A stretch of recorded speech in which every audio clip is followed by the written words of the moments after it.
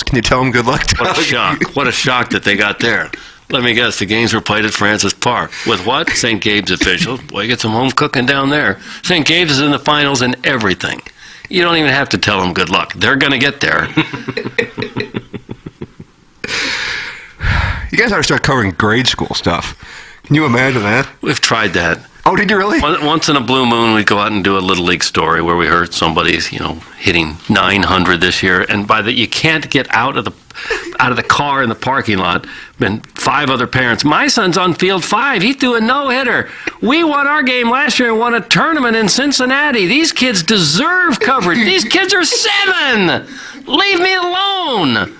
You covered them. Why don't you cover the girls' teams? What's wrong with it? Do you hate? Stop it! And we turn rear and we get out of there before we ever did the story we went there to cover in the first place. I covered a Little League story like 2 years ago. It was a kid who threw both right and left-handed. Oh, my word. Why do you hate girls? There's a girls' game on field 12. Why aren't you over there? You're right. But that's the kind of Little League story. It has to have a hook like that. Some Little League stories would be fun. They'd be kind of cute. People kind of like seeing that. But you can't get past the parents. My son's better than him. He played right field last week. You can't do a story on him. Leave me alone. Don't you people have concession stand duty at Afton someplace? Leave us be. We stopped going. We stopped going to the league store. You can't get past the parent factor. Guys, you think the Rams will move? Hope not. Tell them good luck. Tell them good luck. I'm not going to tell anyone good luck. Should we be making phone calls to these guys and say nothing but good luck and have to say it in that accent? I don't want that to be my job. This was probably about 5 years ago, but I remember listening to KMOX, or maybe it was 550 at the time, but after a game, Claiborne was doing the post game, and they're taking calls, and back-to-back calls were Jackie and then Randy. Nice. And afterwards, Claves was like, all right, I think we need to do a little better job screening the call. But like Randy, it was the same type of thing. Yeah. Hey, Wayno. Is Wayno going to pitch tomorrow? You pitch him on 4 days rest? What do you know about him? You think Lackey will be pretty good for us? I don't know. It's always like, probably so. Hey, you think Cardinals going to make a trade? Well, the trading deadline just ended. Yeah. Cardinals going to make a trade? Any trades after that? No. Well, good luck. Stop that! Have you ever told anybody good luck? No, I refuse. Refuse to tell. Can you imagine going in the locker room and say, hey, Robert Quinn, good luck. I was just told to tell you that. Good luck. What do you think he would do? You'd get thrown out. They would revoke your credential on the spot. Don't tell us good luck. Hey, this is Tim McKernan. I regret not managing my finances better in my 20s and my 30s, and now I see how crucial it is for achieving major life goals. Mark Hanna with Evergreen Wealth Strategies helps everyday people every day with their finances, discussing cash flow, liquidity, investments, insurance, and tax-efficient strategies. No matter your financial planning stage, Mark will boost your confidence and keep you on track. Learn more at evergreenstl.com. Equitable Advisors, LLC, member FINRA, a broker-dealer and a SEC registered investment advisor. Equitable Financial Advisors and MI. Evergreen Wealth Strategies is not a registered investment advisor and does not provide tax advice. Biggie's Restaurant and Bar has been a staple of the community for over 30 years and is serving your favorites like the steak sandwich, waffle fries, and so much more. It's not just the food that's rocking. With a full bar and patio, Biggie's is the perfect spot for lunch, dinner, and a little laughter. Biggie's original hours are back. Open 11 a.m. till midnight, Wednesday, Thursday, and Sunday. And 11 a.m. till 1 a.m. on Friday and Saturday. Check out the full menu at biggiesrestaurant.com and stop in today. Ready to step your game up to the next level? 5P Academy is the place for any high-level 8 to 18-year-old football player. Based in O'Fallon, Missouri, we have national travel, 7-on-7, and flag football teams with professional coaches. Pre-registration for our 2025 season tryouts in November is open now. Come be a part of the championship-winning 5P family. For more details, email info@5pacademy.com or call Dustin at 314-440-8457. Why Brown and Crouppen? If you hire us, you're going to get great service, you're going to get a great result. We're the winningest, and quite frankly, we're the kindest. A strong voice, an advocate. Why Brown and Crouppen? We provide a family. We have the power, the resources, and the ability to do what you need us to do, which is to get every cent that you deserve for the terrible thing that was done to you. That's why Brown and Crouppen. The choice of a lawyer is important and shouldn't be based on an ad. Thinking about selling your home, but not thrilled about going public? Check out Compass's Private Exclusives with Jeff Lotman. With Private Exclusives, your home is shown to a select group of serious buyers. No public listing, no days on market, just real offers from real people. Their network connects you with top agents and qualified buyers, so your home gets the attention it deserves without all the fuss. Selling your home can be simple and stress-free with Compass Private Exclusives because your home is special. Call Jeff Lotman, your Compass agent today to find out more, or visit the Lotman Group online at JEFFLOTTMANN.com. Hey, this is Tim McKernan, and I am here right now with James Carlton of the Carlton State Farm Insurance Agency. I made the switch to start working with you, James. It couldn't have been easier to make that switch to start saving money. Well, I appreciate that, Tim, and we appreciate your business. Yeah, this is the time to save money. My goodness, we're all feeling it at the grocery store, at the gas pump, etc. So if you've noticed that your insurance rate has gone up, I want to stress how easy it is to get a proposal from us by going online at carltoninsurance.net. Carlton State Farm Insurance Agency online at carltoninsurance.net. Listeners ought to check out Collier & Thompson, support the sponsors, and have the best contractors in St. Louis work on your kitchen remodel if that's what you want, or bathroom remodel, basement, wine room, whatever. Collier & Thompson does it all, and these are people that you can trust. They have an A-plus rating with the Better Business Bureau. That's not always that common for people in this line of work. They won a Torch Award for Ethics from the Better Business Bureau. Collier & Thompson on Manchester and Baldwin, next to Uncle Bill's Pancake House. Collier & Thompson, come home to quality, online at collierandthompson.com. This is Eric Conley, the founder of Illinois Recovery Center. At Illinois Recovery Center, our substance abuse treatment goes beyond mere recovery. It's about reclaiming lives filled with purpose, joy, and connection. Our dedicated facility is more than just a place of healing. It's a beacon of hope for individuals seeking to reintegrate into society and thrive in their work, family, and community roles. Our team is ready to help. If you or someone you know wants more information about the Illinois Recovery Center, please visit IllinoisRecoveryCenter.com. KPN-TFM HD2, Collinsville, St. Louis. This is TMA All Day.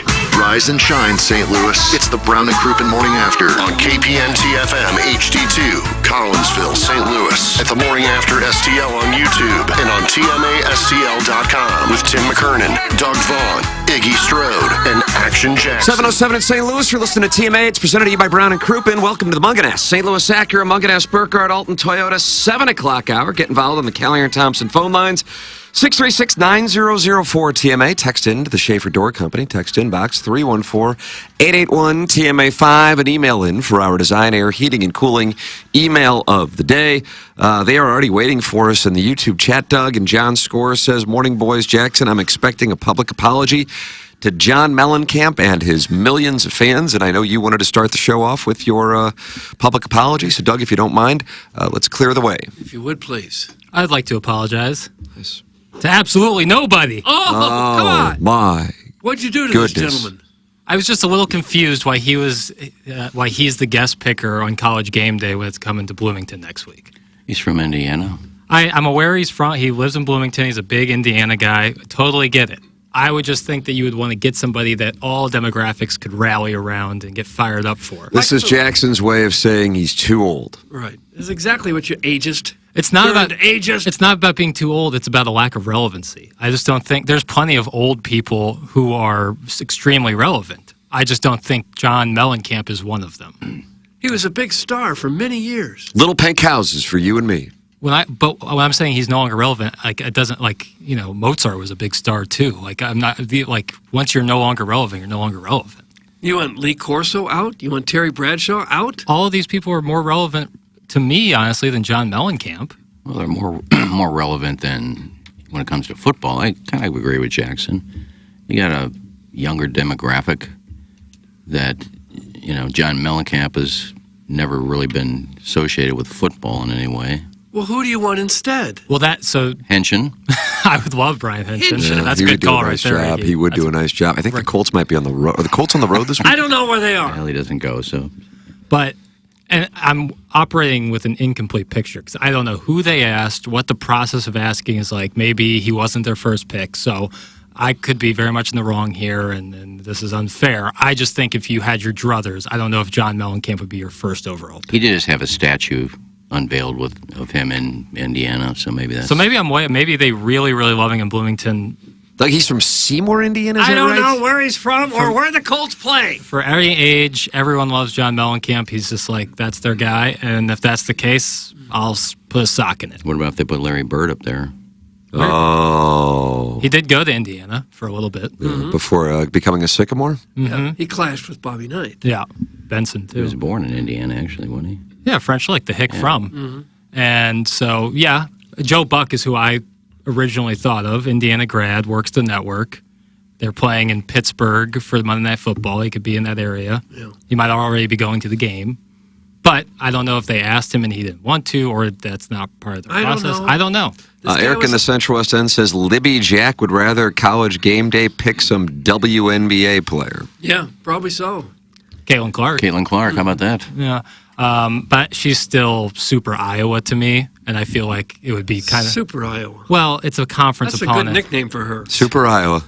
But like it would be weird if Iowa, who's also in the Big Ten, and she's out there in Bloomington. Let me guess, he thinks Cody Zeller should be up there instead. That's from Mr. Licks. Good ball player, maybe Victor Oladipo, Yogi Ferrell. No, I'm not saying like it has to be somebody super young. I just think the more relevant, the better. You guys are dumb. Do you think Mellencamp's really going to move the needle on viewers? That's from Snagglepuss. Who is? And, yeah, I don't know. I don't like they had Scotty Scheffler for Texas. I thought that was money. What about Mark Cuban? He's polarizing at the moment.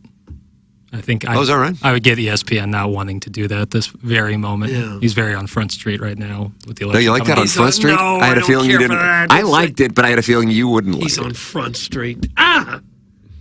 Gosh. Stop trying to change our language. I went to IU. Mellencamp was and still is a local celebrity, geographically relevant anyway. That's from the 502. Then I'll back off. Powder hates American farmers and wants to pave their fields for parking lots. That's from Mrs. Gianni Shanahan. Nonsense. I love the farmers. Nonsense.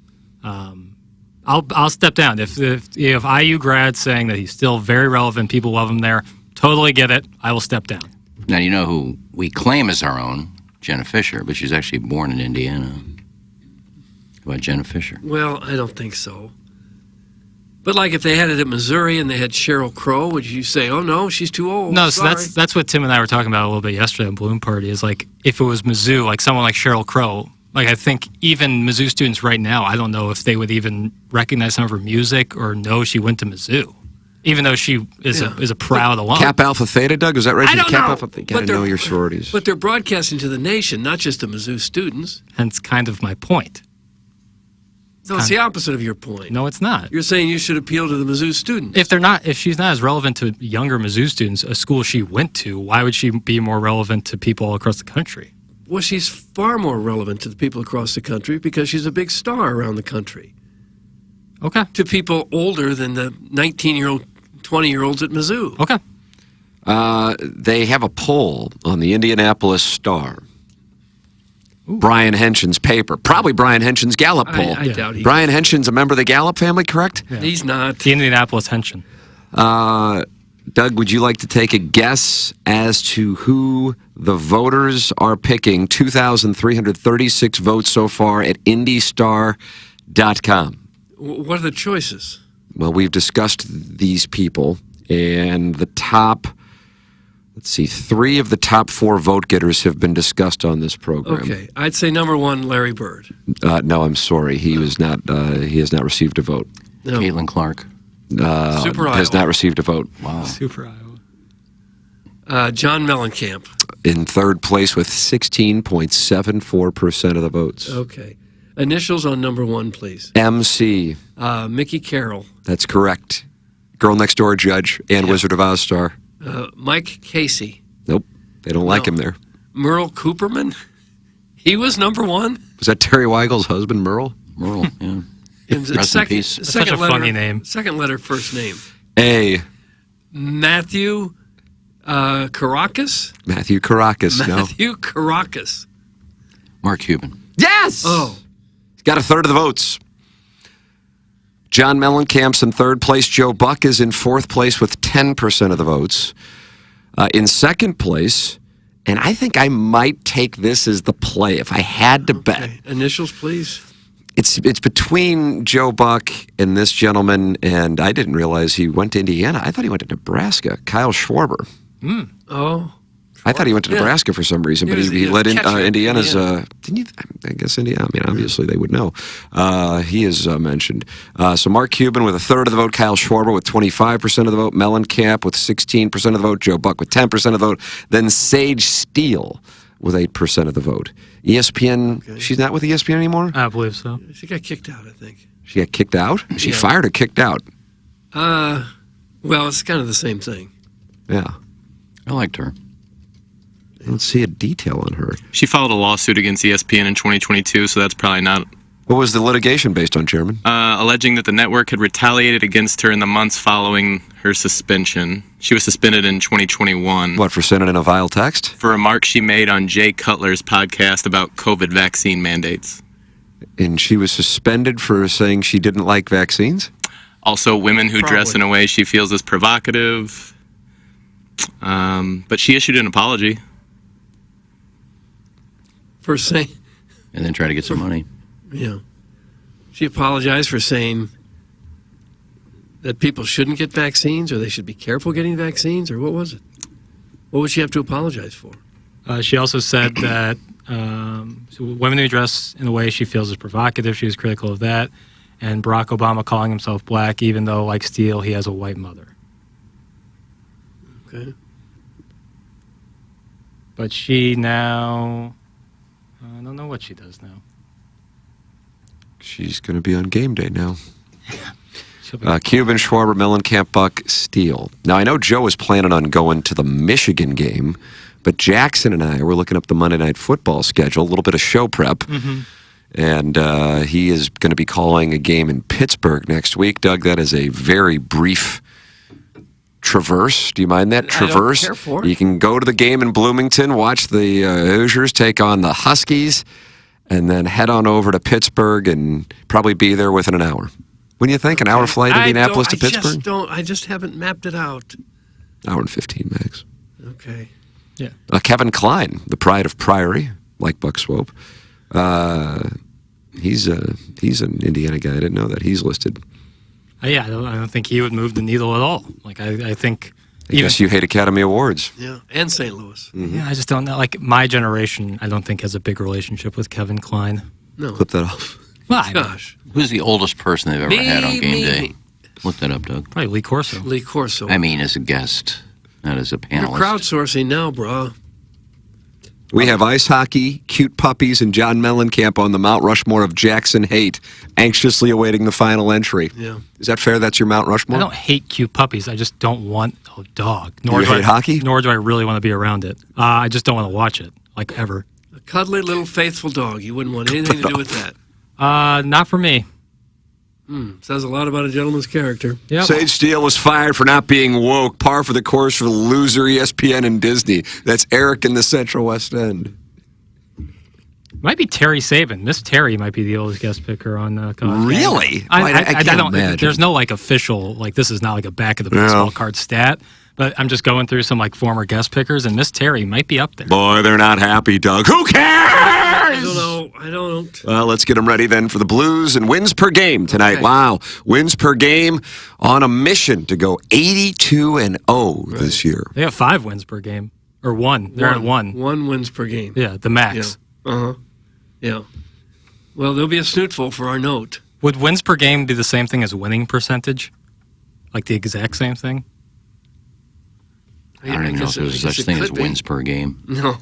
No one's ever uttered that. Ask Good Morning Grant why he gave it to me on that damn sheet. Why'd I get a sheet? I don't do sheets. Libby Jack thinking Mark Cuban's the politically controversial person is his most lib take in a few weeks. That's from Jugs in D.C. I don't get that at all. I likely agree with a lot of what Mark Cuban has to say. I just don't think ESPN would want to even get involved with that, considering how outspoken he is in this current time.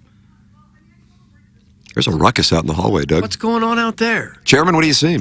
Just the Riz Show people just not realizing there's another show going on. Oh, it's all about them. Just start throwing things at them. Okay, we'll shake it off. Libby Jack hates Sage Steele because she's a pub. What's a pub? A pub? Pug? Pug? People like pugs. Yeah. That's a dog I would. Yeah. Yeah, You wouldn't like a pug, would you? No. Are those the ones that can't breathe? They got kind of a smashed face. Yeah. There's like that one iteration of them that like really struggles to breathe and like live. Because isn't Uga the Georgia dog a pug, or is he a bulldog? That would be the bulldog. It's their effing neck. the bulldog. America. I'm so Drop out bad of with that. dog breeds. I have no idea what any of them are. I'm hearing that Game Day invited that little dish Stacy Nelkin to promote her upcoming straight to the VHS production Halloween 17 Seasons of the Witch. That's glove blogger Tom Traven. It's another political correspondent. That little dish. Don't believe she was born in Indiana. Could be wrong. I think she was born in New York.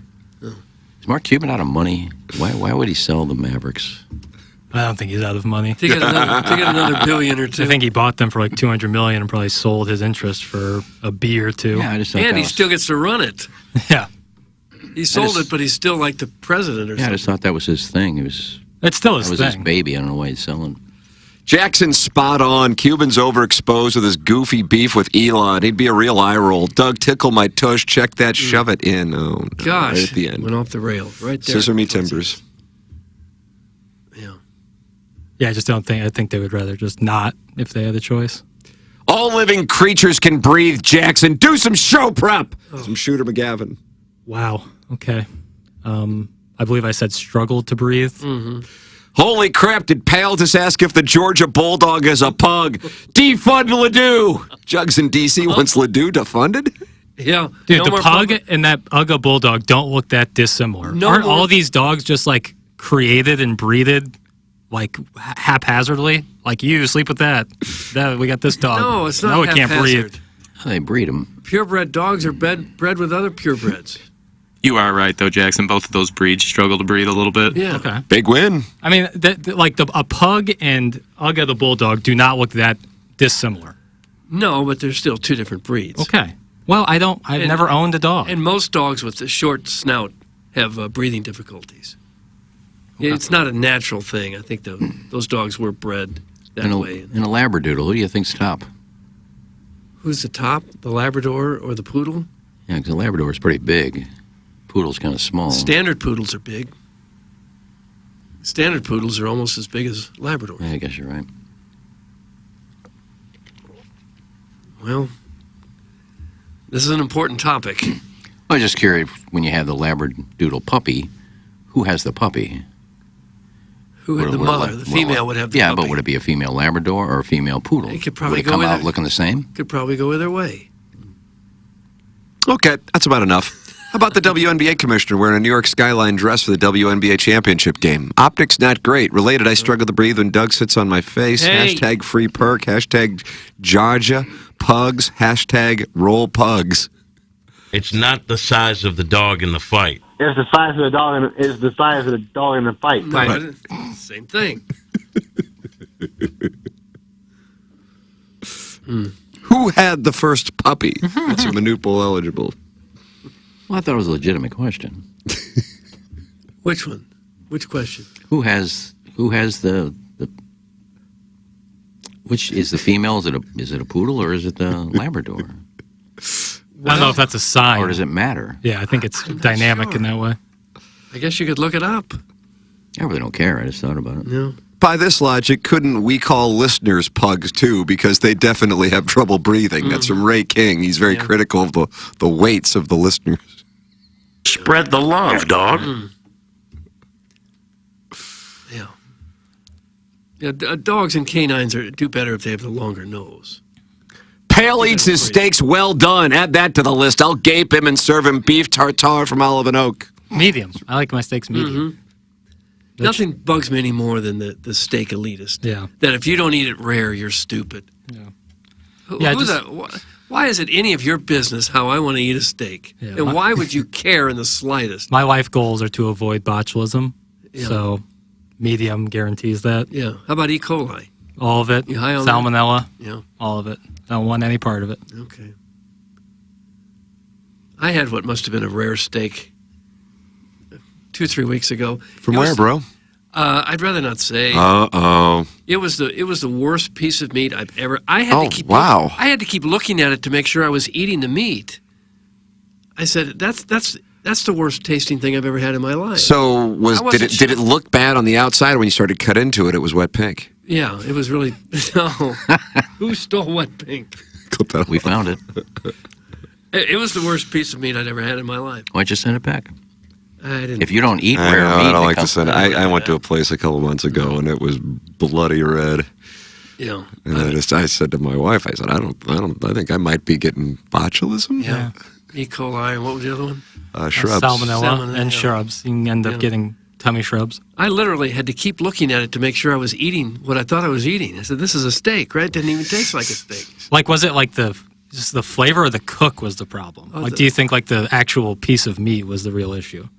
No, I think it's just the way it was cooked. The way it was prepared? As in, it wasn't. Yeah, I don't like the raw steak thing. Now, I'm not a guy that sends stuff back, but if I order steak medium rare and it comes out medium to medium well, I'll send it back.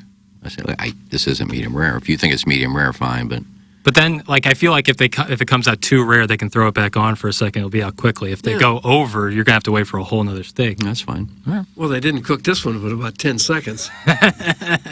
Wouldn't have taken long to make another one. Was like the middle of it like cool or almost cold? I didn't touch it with my fingers. Ew. Well, your tongue has feeling. It was that just, I just was stunned by how bad it was. Okay. Munganess is stunned by how bad this show is, but yet they continue to sponsor it, Doug. StLouisAcura.com and AltonToyota.com. That's Jamie Burkhardt and Peter Munganess. Wonderful people. 2 dealerships, and the name of the game here, the official automotive provider of TMA. And the Tim McKernan Show podcast, presenting sponsor of Balloon Party on 101 ESPN. It is Munganess, St. Louis Acura, Munganess Burkhardt, Alton Toyota, StLouisAcura.com, and AltonToyota.com. Support the sponsors. And even if you didn't get your car from Munganess, get your car serviced at Munganess with Ryan Seiberg in the service department. It's Munganess, St. Louis Acura, Munganess Burkhardt, Alton Toyota, StLouisAcura.com, and AltonToyota.com. Doug, we've got phone lines. They're sponsored by Collier and Thompson. We want people to call in 636-9004 TMA. Maybe Timmy the Tickler or something like that. What would you say not to him. Timmy the Tickler about Collier and Thompson? I'd say shut your pie hole and talk with Collier and Thompson if you must speak at all, and they can come and help your home. And it won't be the home of a weasel where you live now. Your house will look great. You'll have the best looking house among all the weasel people. Weasel people. Yeah, check out the before and after pictures. That's what I suggest he do. Go to CollierandThompson.com and look at the before and after pictures, and you will be blown away at what they can do for your home. I mean, it really makes a drastic difference. It's a great investment of your home to make your house look as good as it possibly can. Collier and Thompson does kitchens, bathrooms, basements, wine rooms, man caves, bars, accent rooms, fireplace walls, offices, you name it. They will knock out a wall and open up your first floor. They do it all. Maybe you're saying, I don't want to redo the entire kitchen. I just need an appliance. Yes, of course they do that. They handle the top name appliances like Bosch, Thermador, Wolf, Sub-Zero. And if you're thinking, I want a bigger stove than I have now, but I'm afraid the bigger one's not going to fit into the slot where the older one is coming out. Collier and Thompson deals with that kind of thing all the time. They can trim down the cabinets. They can make it fit. They have excellent contractors who do this kind of thing all the time. It's certainly worth your while to go out and check out the showroom on Manchester and Baldwin out there next to Uncle Bill's Pancake House. You'll want to come home to quality. You'll want to come home to Collier and Thompson. Online at CollierandThompson.com. There it is. Collier and Thompson sponsor the phone lines here on TMA. The number is 636-9004 TMA. Let's load them up today. Let's load up the phone lines. A topic of your choosing, too. 636-9004 TMA. Text in Schaefer Door Company. Text inbox 314-881-TMA5. And email in for the Design Air Heating and Cooling email today. Before the show started, Doug, you were glancing at the forecast, and it's just choice. I mean, are we going to get to November with temperatures in the 70s and 80s, Bill? I hope so. It's trending that way. Yeah. I mean, I've got us next Wednesday, high of 71. Next Tuesday, high of 76. Just glorious. Today, 80. 80. I mean, you could just be compressing the golf ball into Christmas now. It's been resort weather now for almost 2 straight months. Thank you, Seth Goldcamp, for doing that for us. Design Air Heating and Cooling online at designairservice.com. Jackson was saying I'm going to have to turn my air conditioning back on. Yeah, that's the name of the game right now. But no argument here on October 22nd. It is Design Air Heating and Cooling. And Doug's a client, Iggy's a client, I'm a client as well. Go online at designairservice.com for all your HVAC needs. Seth Goldcamp's a great guy, 4th generation. of Design Air Heating and Cooling, no upselling.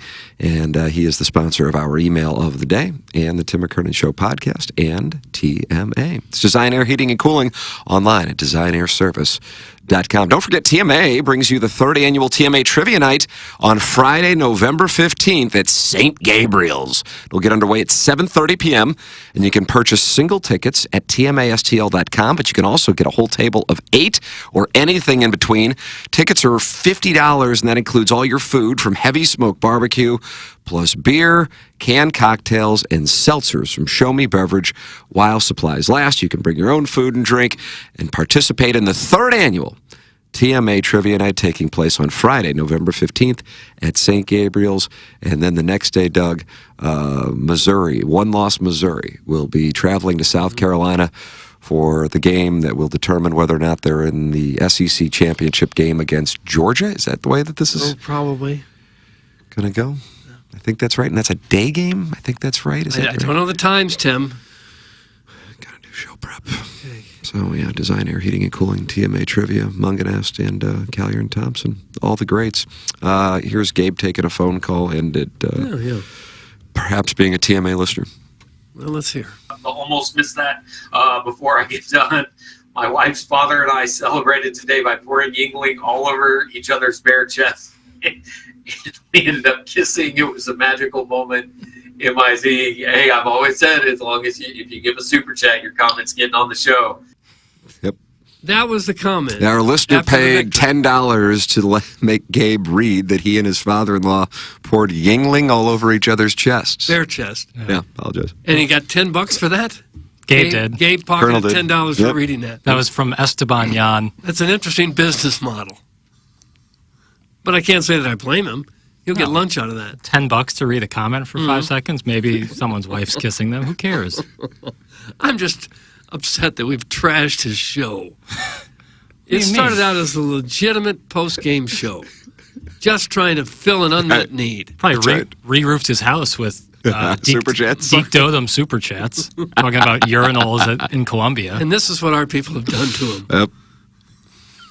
Destroyed the PGA Championship at Belle Reve and now destroying Gabe's post-game show. Can't even do a legitimate post-game show on an exciting game on a wobbly 6-1 ball club. Wobbly 6-1 ball club. All he does, he just wants to talk about the quarterback situation, the defense, things of this nature, and can't get it done. Can't do it because our people insist on he read nonsense like that. Well, you're not without blame with all your uniform questions. Thank you. Well, those are legitimate. Those are legitimate football queries. Why'd they not post their uniform before the game last week? Because they're embarrassed by them. Yeah. I think that's the reason. Like, are they trying not to get trolled? Like, what? I don't get. Probably the feedback has probably been so negative. They probably said, "All right, let's just not put that out there." It's so That'd odd be my to me. guess. Because they've done it. They've done a uniform reveal, even if they're not a video, at least pictures from. As long as I can remember. Well, it started with the thorough videos, like in caves and crap. Then it just like, okay, we're just going to lay it out and take a picture, and now it's just gone away. Yeah, now you'll find out when they run out on the field. I get the sense, though, watching Eli Drinkwitz with Mike Kelly on Tiger Talk, and he wanted to bring up the uniforms. I think he's actually frustrated with it. So maybe that's the reason. Yeah, he should be. I imagine they faced so much ridicule over it, they stopped doing it. Yeah, they haven't done the script tigers on the side of the helmet at all this year. We don't need and that. I don't think they will. No. Even though I like You're on oval tiger, white helmet, white jersey, black pant? Yeah, just for this week. Yep, that's what I think will go White down. Helmet's the same guy who doesn't like John Mellencamp. I like John God, we Mellencamp. can't have anything traditional. We I can't like- do things that were done a few years ago. I like John Mellencamp. It didn't seem that way. So will Jackson be skipping watching a full contact sport of his hometown team to witness a Laker player hamstring his franchise into playing his Nepo baby son, creating some theatric farce likened to the Ken Griffey Jr., Ken Griffey Sr., when Bronny should be playing pickup at Lifetime Fitness? Doug, that's Carlos Spicy Wiener. First of all, That one yes. hit you. That one landed. Oh, it's just like the worst part of Twitter come to life. It's our text inbox, Schaefer Door Company. Yeah. Jason Gosrow. Sponsors notwithstanding. I'll be definitely watching Knicks Celtics, but I probably will be in bed by the end of the first quarter of the Lakers T-Wolves game. But yes, I will not be watching hockey. I'll be watching hoops. I see the Griffies are going to be there for the Lakers. They are. I think it's cool. Of course, I mean, it's really cool to play with your son, but the narrative is the opposite, so whatever. Hamstringing his franchise. Best damn thing to All right, come let to him have LA it. since Kobe. Oh. Well, it is Kissing the just ground he walks on. It is just entertainment. Of course. They want to do the father and son thing to get more entertainment, more eyeballs, more money. That's what they'll do. But I will be, yes. I'll be watching Knicks Celtics this evening and very much looking forward to it. But I mean, the Blues are taking on wins per game. Yeah. Yeah. You won't watch that? You're not going to see the note at Enterprise Center for, Doug, is it like a week and a half? Something like that. Yeah. I'll be all right. I'm much more interested in Knicks and Celtics. Oh, for heaven's sake. Sweet mother of Personally. mercy. Don't even I know guess you- I can flip over during some, like, the quarter break. But hopefully it's not an intermission. We'll see.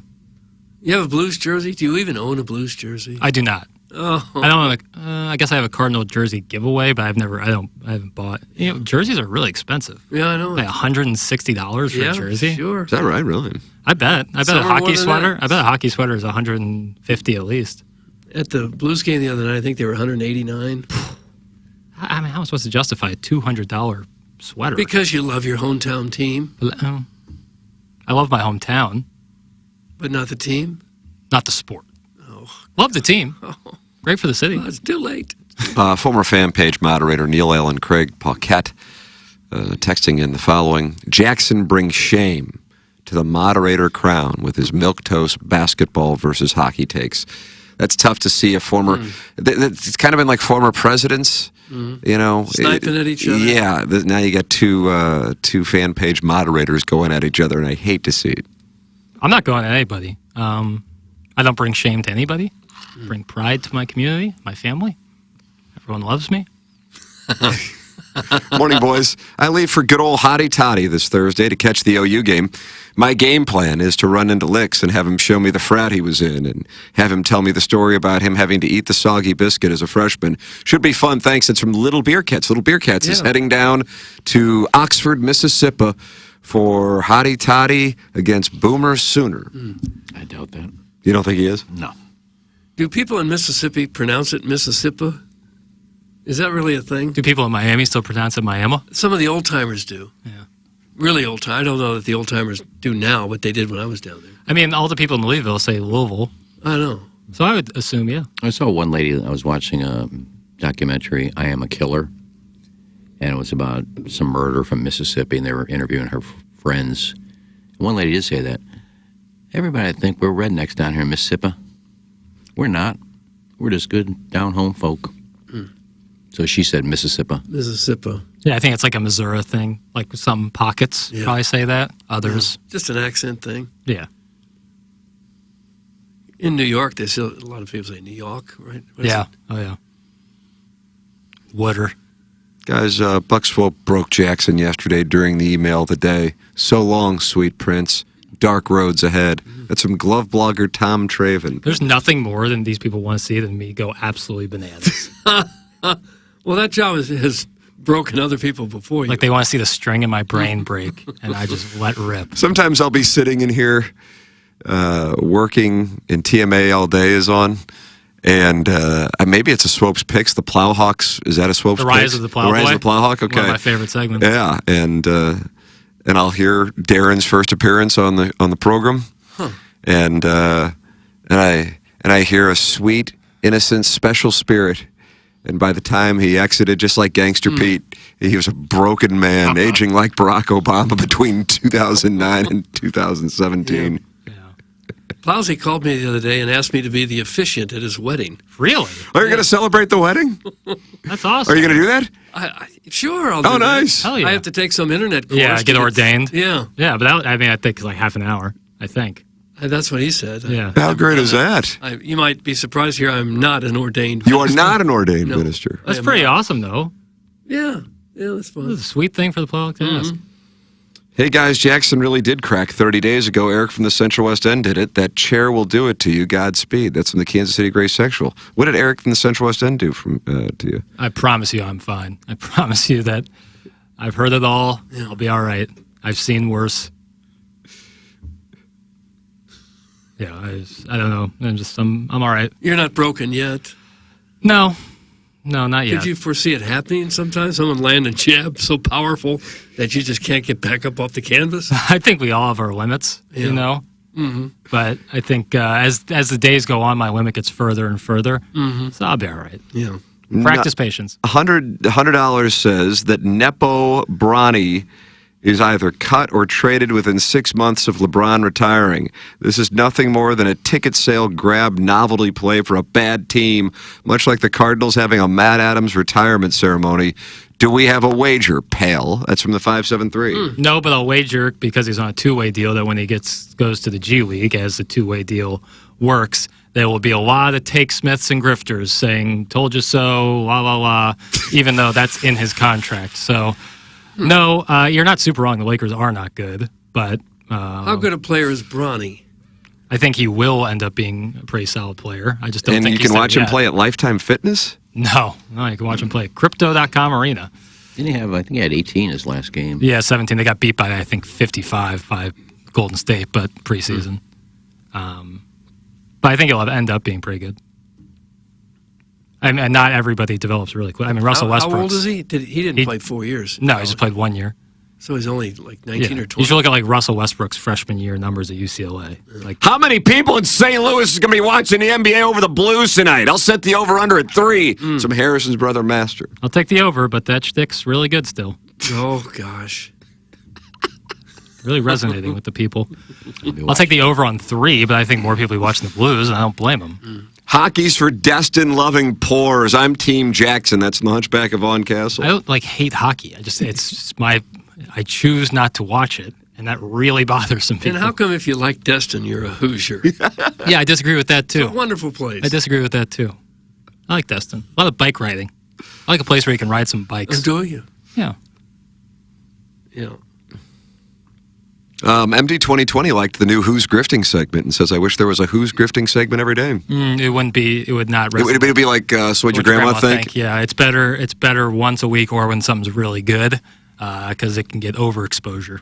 Who did you come up with as a grifter? Colin Coward saying that the Bears have solved their 75-year quarterback drought 6 games in.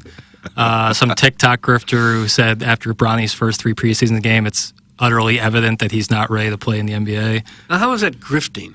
Because you're being hyperbolic for the sake of engagement as opposed for saying what you really think. It's light grifting, but Yeah, I would say, nonetheless. now that I'm thinking back to the Who's Grifting segment, which I, of course, was caught up in. I mean, I was in the arena. How lucky. Mm-hmm. I don't know if I would consider that like the grift. It's not. It's trivial. I think a grifting like race bait story. Yeah, there's that. That is like the more serious form of grifting, which we should absolutely focus on. But there are some trivial grifts. Trivial grifts. Give me an example of some trivial grifts. The Bears' 75-year quarterback. That's a prime one. I mean, didn't Jim McMahon kind of have a nice run? He was okay. Isn't that just an opinion? It's not really a grift. Right, but if you're doing it for the sake of getting eyeballs and people being like, "Whoa, what a take," I think that's a form of grifting. But I thought you had to do it to try to get some money. Yeah, Kind I think of there's shady or illegal. Well, yeah, I think it's all building towards stacking up engagement, which Angelica could stack Houston, up money. The Grifters, I think. I beg your pardon? The Grifters, great movie. Oh.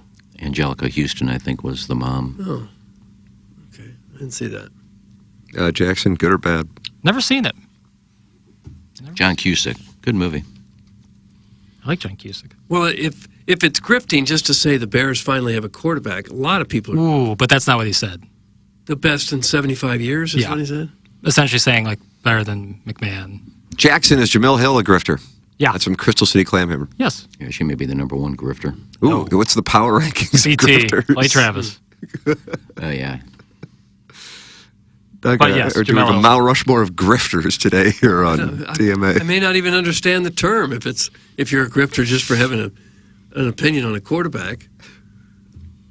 I think that's leaving out some context, but Well, then help explain it to Doug. I The best think quarterback in 6 games in. Like I don't think you can be definitive with that 6 games in.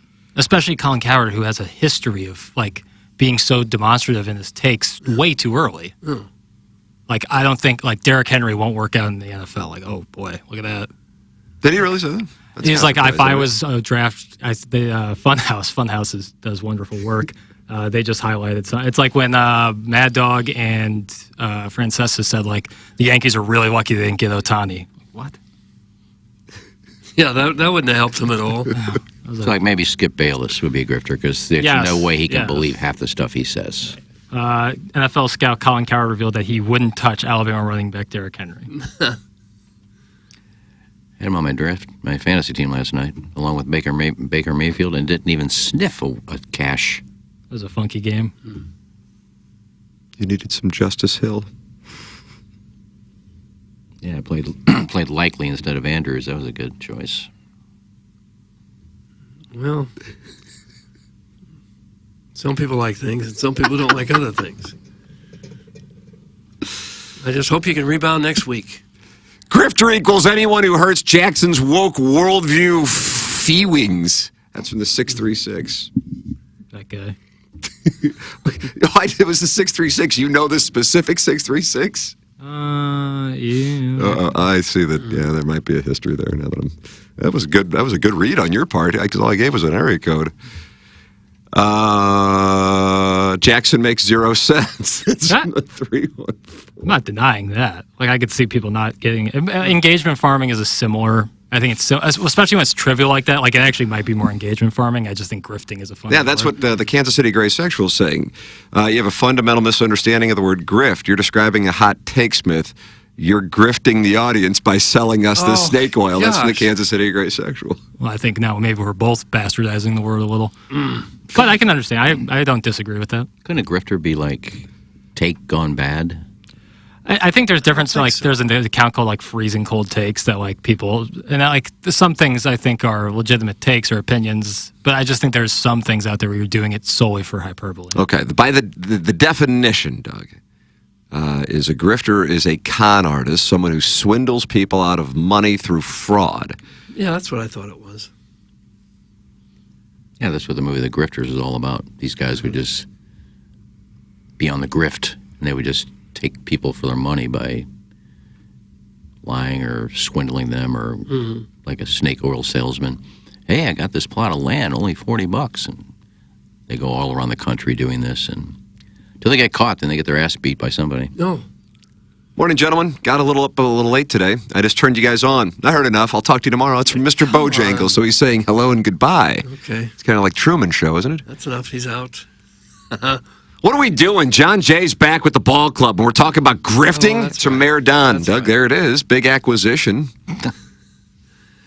Well, it's too early to actually change players. You can't do that until after the World season's Series. over.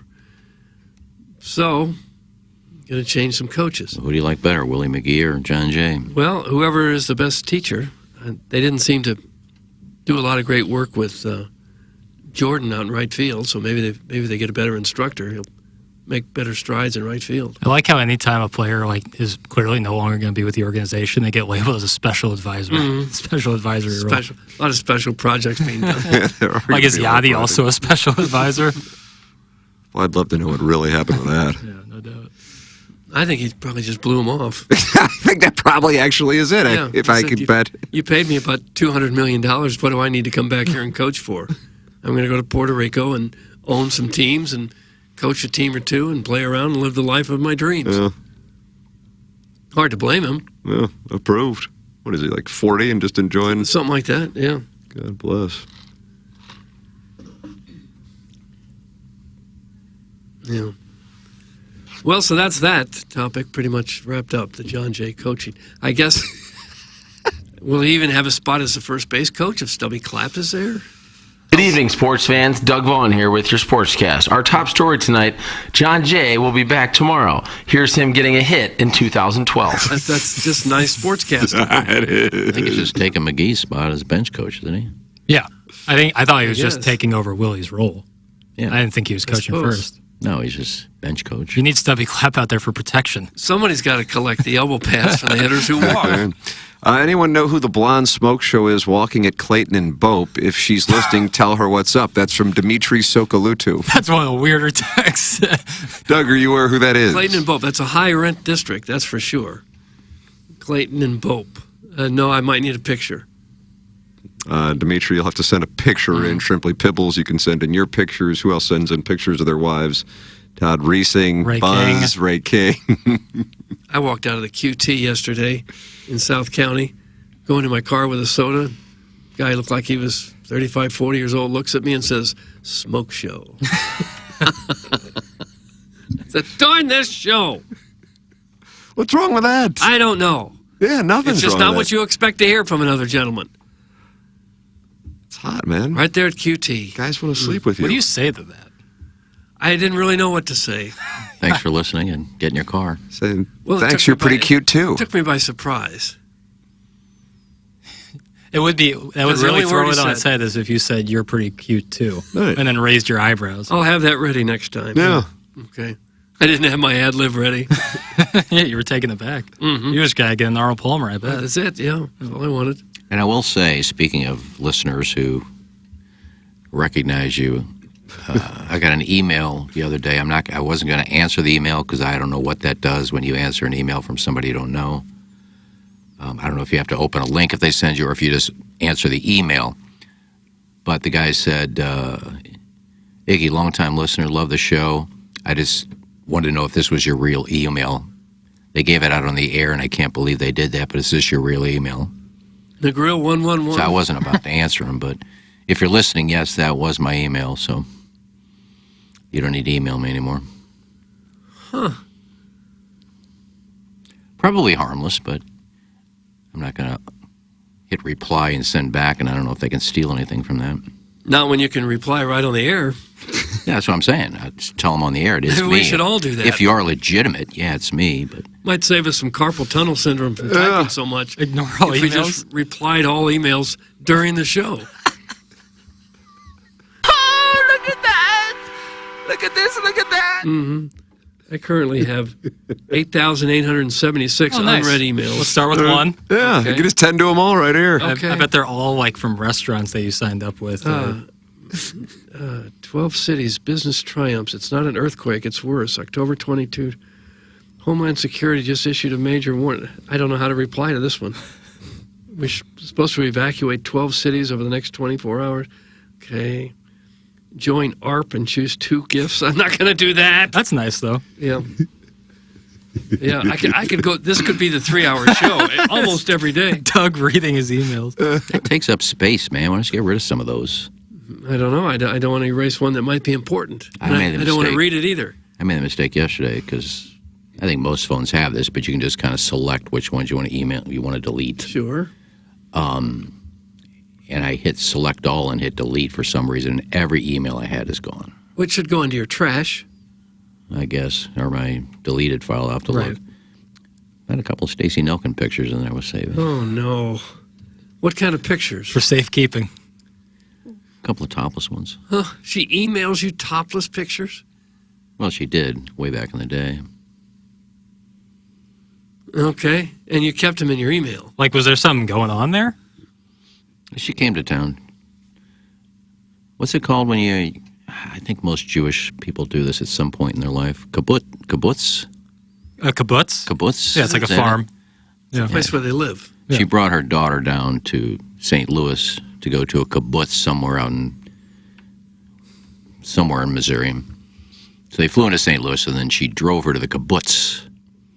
And then she came back to St. Louis and had a day in St. Louis, and we went to Blueberry Hill, had lunch, and And that's when she sent you the topless photos. did some other things. I had fun. So now the topless photos are gone. Yeah, I don't believe I saved them. I You believe can it's probably just, find them in trash, in your email trash. Yeah, I'll have to look. All right. But some other things and some other emails I had too pertaining to Gobble Bowl and some rosters and things that I deleted. So Oh, no. Oh, nuts. Well, I think you'll be able to salvage them. I'll go look, but I have so many deleted emails that there could be thousands in there. Yeah. Well, so then this is a bad day. Releasing a nude is a good way to get people talking about you again. Yeah, that's a good drop. Have you guys ever thought about that? To increase your brand that way? Like just show off my bush? Really release some nudes? Like, but what would it be? Like, just you, like, staying there with your thumb up? Like, I don't know, like... I don't know. You'd have to make it look like you were caught unaware. You'd have to leak it, like, get it leaked. Like, I don't... I'm not alleging anything, but like Drake famously had a video recently where his member was in it. Oh, no. And it was quite large. Yeah. And it wouldn't shock me if somehow, some way he like wanted that out there, but didn't want to like be like, hello, everybody. I'm Aubrey Drake Graham. Here's my penis. I guess. Like, so you like leak it through back channels. I guess maybe a shot at the gym or something where you just happen to be naked and it could be someone else took a picture of you and you make it look like he leaked it. The move is like John Hamm and just like have a nice outline and then you're essentially releasing a nude without releasing a nude. Like you're letting everybody know you're well hung. Right, now you're hung. Like a shadow? Yeah, like certain pants, sweatpants. Oh. Will show off the outline, and that's kind of a way to like say hello, everybody. And you intend to do this? No, I'm just saying if you wanted to release a nude without releasing a nude. Mm-hmm. And you'll do this on Instagram? Maybe. I won't. No. It's got emotional there for a second. Yeah, I know. I noticed that. Think about Mellencamp. Yeah, it goes back to John. No, I think that's like a good way to release a nude without releasing a nude. Nothing grosser than a 40-year-old Polaroid boomer screenshot of Stacy Nelkin's sweater hams. That's from the self-made stay-at-home Ledoux mom. Sweater hams? How would you know? You haven't seen them. It's true. They're pretty nice, to be honest with you. So if she's emailing you a picture of the Polaroid, or is she uploading that? I don't know. I didn't ask her how she did it. I mean, one of them is she's on the phone talking to me and took another picture while she sent it from another phone, I guess. Oh, and this is while she was at the kibbutz? No, this is when she got back. It's just fun to say kibbutz. It is.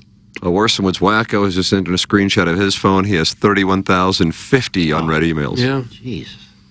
Doesn't that take up space? Yeah, I'm sure it does. That's a lot of space. 31,000 emails. Well, most of it's just printed words, and so that doesn't take up a lot of space. Not like videos or apps or things.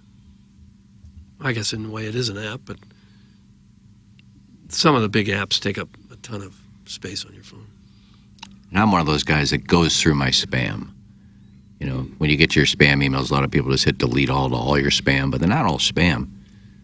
Yesterday was an email from Chelsea Handler's people that was in my spam. If I just deleted, I wouldn't have seen the email, so I got to go through all the spam before I delete them. It's just... Gosh, we've had a rough day on email. It was a rough day. Yeah. Do you want to support the EDF Group, to sponsor TMA? Well, it's real simple. Do you have a fire extinguisher where you work? The answer is yes, you certainly do. So please email the EDF Group at fire@theedfgroup.com so a technician can come out and explain to your team how the EDF Group can save your company money. Again, that email address is fire@theedfgroup.com. The EDF Group's hot will prevent your facility from having hot fires. Experience the EDF Group difference. Learn more at theedfgroup.com. Text into the program, Schaefer Door Company. Text inbox 314-881-TMA5. Email in for the design, air, heating, and cooling email today. We're kind of heading down the stretch here on the month of October, and Buck Swope and JV Golf Coach have separated themselves from the pack. Heading down the stretch. Doug, who do you like here, Swope or JV Golf Coach? I'd say Swope because he never fails. He's here every single day. He's always in the mix. He shows up. So I would say, just based on his... Yeah. It's fun to watch him compete, isn't it? His dogged determination. Yeah. Because he sends something every day. Coming up at 8:30, Chelsea Handler, Iggy. Chelsea Handler's on. Yeah, she's calling us at 8:30, so... Nice. How about that, Doug? It's one of those 10-minute interviews, so I thought we could go long on purpose because we were missing that drop. I'm sorry, we do have to wrap up. You want someone to say that to us again? So if we go a little long, she'll come on. And... So you want like the PR person to jump in and tell us to stop? Sorry, we do have to wrap up now. I think his response over there was great too. He's like, He's like, okay. Was that with Mia Khalifa? No. Who was that with? We lost him. I don't know what. You all right? I don't know what the question is. Who was the interview with where the person made you rap? Oh, it was Burt Ward, wasn't it? Burt Ward? Oh, yeah, after I kept talking about his bulge. Oh, gosh. Doug, that's our focus every day. No, it's something about, and he said in an interview that they were getting him and Adam West are getting all kinds of tail with their bulges and their things. And I kept it brought up again. I said, talk about these parties and these women you got. Thank you, citizen. Then she goes, we're going to have to wrap this up now. And they just hung up on me. That's what you were called, a citizen? That's what he kept saying. He still thinks he's Robin. Hello, citizens. Okay. Well, I'm sorry you embarrassed him. I didn't embarrass him. The last article he did, an interview, he talked all about it. So I bring it up, and it's off limits. How old a gentleman would he be now? He's got to be 70, maybe. Yeah, at least. All right. I don't even know what he was doing. Probably coming to some Comic-Con here. And he never really did anything after that, did he? I don't believe so. You know you're my favorite. I've loved you for a long time. Oh, Who was that? Oh, I didn't know. I tell most porn stars that. And that's how you get them to send you the topless photos? That wasn't Stacey Nelkin. Oh. But they have a hard time denying your charms? Yeah, I don't know what she's doing now. She went in so many different directions. Or she was a relationship expert, and she became a political expert. I don't know what she's doing now. Well, the only time I talk to her is I text her on her birthday and tell her happy birthday, and then she'll text me back. You say kiddo when you say happy birthday to her? I'll tell Well, you you don't right have to now. look it up. I just thought. No, I think I know did off call the her top of kiddo. your- I think I did say happy birthday, kiddo. Kiddo, okay. I'll let you know here in about 2 seconds. All right. The context. Hi, Iggy. There she is right there. Haven't talked to That her was in a her while right either. I there. don't know what's going on there. Okay, you don't really have to look it up. I just That's right there. thought maybe you would have said hi, kiddo. That's right happy there. Birthday, kiddo. What did I say, Tim? Happy birthday, kiddo. Hope all is well. Iggy, thank you. Hope you are doing well. Doing well. How about that? So I did call her a kiddo. But no pictures in return this time. No, I've passed that, I think. Yeah. We don't have that kind of relationship anymore. No. Caller Ellen says it was a podcast. What's that? I don't know. It just says it was a Your interview? podcast. We need the RE, please. Oh, Pete, I miss you, boy. Was that producer Pete? that you just Gangster said? Pete. You can hear fish griddling in the back. Griddling. I like the term. It was in my cooking live. Who's next tomorrow after Chelsea Handler, Bob Costas, Howard Stern, or Rachel Maddow? That's from Eric in the Central West You End. did this bit yesterday, brother. Worth repeating. Sure. I don't know. They emailed me and asked if we wanted her. I asked Tim. He said, yeah, so we got her. I didn't go out looking for her. No, you absolutely did not. This is Ken Sears. Art Sears. Art Sears, yeah. Art Sears. Mm-hmm. Oh, yeah. When is that Chelsea Handler review? I forgot I need to stop streaming at that time. That's from Uncle Moose Knuckle, and he's not happy about the get. Well, to each their own. Some people like some things, and some people don't like other things. A lot of people like her. A lot of people don't. Yeah. Stacey McMillan. How about her? Don't know her. No. What your grandma think? Doug Ed Herman is here from Brown good. and Crouppen. Chairman, if you could bring him in. Thank you, sir. Thank you, kind sir. That's the chairman. Bringing in Ed Herman here. Brian Henson says you guys couldn't get her in studio. No, apparently not. She's in town to perform tonight. Hey, there's Ed. Hello, Hi, Ed. Ed. The word on the street. Oh. Chelsea Handler's going to be on the show. Some in the audience are not happy about it, though. Why wouldn't they be happy? She's a well-regarded comedian that's always interesting to listen to, has a lot of opinions, whether you agree with her or not. It's good radio. Why wouldn't they like her? Listeners, why wouldn't you like her? 314-881-TMA. If I ever call in, Collier and Thompson phone line, 636-9004-TMA. They don't like us either, Ed. But Yeah, that is true. But they listen to you every day. Whether they Doug's like fascinated it or not. by that dynamic quite a bit. I'd like to know the psychology of it. I've been doing it now long enough to get the answer, but I can't figure it out. I mean, they do say that we're constantly drawn to people that help us resolve our childhood traumas. That's what you think this is about. We're helping people through their childhood? Well, I think they're traumas, yes. Or we're creating some new ones for the younger generation. So that's always nice. Okay. Yeah, I think people. I think they're comfortable in observing conflict, right? We don't like to see things going smoothly, right? You tune in, you watch Fail Army. It's not to watch people do things smoothly, right? You like to see those things. That's why they're listening to the show. I guess that's probably right. A lot of failure to watch. It's just one big Fail Army. Yeah. But speaking of not failing, what do we got? how about those New York Yankees? I'm looking forward to this World Series. Well, I was going to say, Tim, if anybody is looking forward to it, it has to be you. Because, my God, and I'll yes. tell you, well, I know how critical you've been of the playoff format and that it's deprived the public of getting to see the top teams in that final round. But finally, the baseball spirits heard you. and they gave you the top seeds from each league for the first time in over a decade. Can't wait. It's the most anticipated World Series for me. I don't know about for everybody else, but since the Cubs and Indians in 2016. Yeah, I mean, that sounds about right. I can't think of one since then that's had this much attention. And in terms of audience, you got your two biggest media markets. You have classic rivalries. I think And this is superstars. their 12th World Series against each other in their history. First since 81? First since 81. Yeah. It's been a very long time, but there were a lot of them between 41 and 81. Yeah. And I mean, this Dodger lineup is maybe the best lineup I've seen. I can't think of any lineup that's stronger 1 through 9 that I've seen in recent years. And when you consider that you can take out their 3 big players, even without Ohtani, even without Freeman and Betts, that they can go up there and put out bats like it's nothing, like Will Smith and Max Muncy and Teoscar Hernandez and Kike Hernandez, who's this great postseason star. He's a postseason winner. And you're like, and even Edman, who just won the MVP in the prior round, and you're like, geez, those are the guys that we're trying to get to. I would want to avoid most of those guys too. I'm like, there's just no weak spot in that lineup. If you're going to get to them, it's going to have to be against their starting pitching, because I think that's the Achilles for the Dodgers. And both of these teams not only have superstars that they've paid a ton of money that other teams might not necessarily be able to afford, they've also made good decisions with the rest of their lineups too. Yeah, they're at this point, it's a depth game. You've seen even in the earlier rounds, you got to get contributions from everywhere that you possibly can. A great play here, or a timely hit there. It's never just the big stars. I mean, I love Aaron Judge, but he had a couple of big homers in this last round, but it took him a while to get things going in the postseason. I love the Yankee lineup. I don't think it's as deep as the Dodger lineup. I think when you're comparing big stars to big stars, they match up okay at the top. But once you get 3-4 players deep, I like the Dodger lineup better. That said, I like the starting rotation of the Yankees much better than the Dodgers.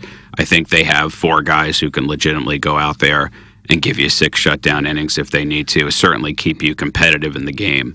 I think their bullpens are pretty well matched. Dodgers are minus 125 to win. Yankees plus 105. So that's close. Yeah, it's a hard one to. Doug, it's you a like hard the one Yankees, to right? predict. I take the Yankees because of their pitching. Yeah. Yeah, I just think that of course, maybe their starting pitching won't look as good when it's against the lineup that is just relentless. But man, how great is it for us fans that we dream at the beginning of the season that maybe we get a healthy Aaron Judge and a healthy Ohtani, both playing in their first World Series game on the same day. Not since 1951, maybe, right, where Willie Mays and Mickey Mantle made their World Series debuts in Game 1 of the 51 World Series. And you thought, well, geez, you couldn't get 2 bigger stars having their World Series debuts than that. Yeah. But now, you look at just the MVP awards between them. You're getting like the titan of each league in the middle of their prime going head to head. Come on. Just that alone is a storyline. I don't know if I have gone out of my way to make sure I'm watching a World Series game, probably since that 2016 World Series, especially Game 1. And Friday night, you'll see Garrett Cole against To Be Determined for the Dodgers. Oh, God. To be determined is always a tough one. It's a dangerous one. There'll be a lot of To Be Determineds with the Dodgers. Well, there will be. But you know what? That's sometimes, you can never predict how that will play out. I watched the Cleveland Yankee series, obviously, very closely. And I know the history books will look back and they'll say, it was Yankees won it in 5 games, 4-1. This is one of the closest. I agree with that. Every game, I had heart attacks left and right. But what I noticed and what I think ultimately made a difference in the last 2 games was Aaron Boone's decision to favor fresh, unfamiliar arms over the standard formula for how he was closing out games. I think he recognized that the book no longer really applied. His bullpens get progressively more tired, that Boone's strategy of choosing fresh arms might be a difference maker here. And especially if Cortez makes the postseason roster, having a lefty who can actually strike somebody out might turn out to be a weapon makes a big difference. Who would have thought Luke Weaver would be the Yankees closer? I mean, he was kind of a forgotten guy years ago. He was, but don't you love that in baseball, that a person can it's amazing, have a breakthrough of intelligence, a pitch that they learn, a role that they're given that they had not been given before, and they find something in their arm and their maturity of mind where it just lands at the right time. I mean, I wouldn't have ever predicted that for Weaver. How many years was he here? 4 years? I remember watching him. We were on the same flight in 2016. We were doing the show from, remember we did the show from Sedgwick's in Wrigley Field? Oh, yeah. Remember that? Yeah. Uh-huh. And we were on the same flight. We all might have been on the same flight, Doug, from St. Louis to Chicago. He was making his major league debut. He wound up pitching that weekend. I don't think he started, but he made his major league debut. So I don't know how many years he was here, because I think he went. What trade did he go in? Was it the Goldschmidt? Right. Yeah, Goldschmidt. He So and he the went. catcher. Yeah, Okay. Carson Kelly. Yeah, that's right. Mhm. That's right. Yeah, and he didn't pitch well there either. No.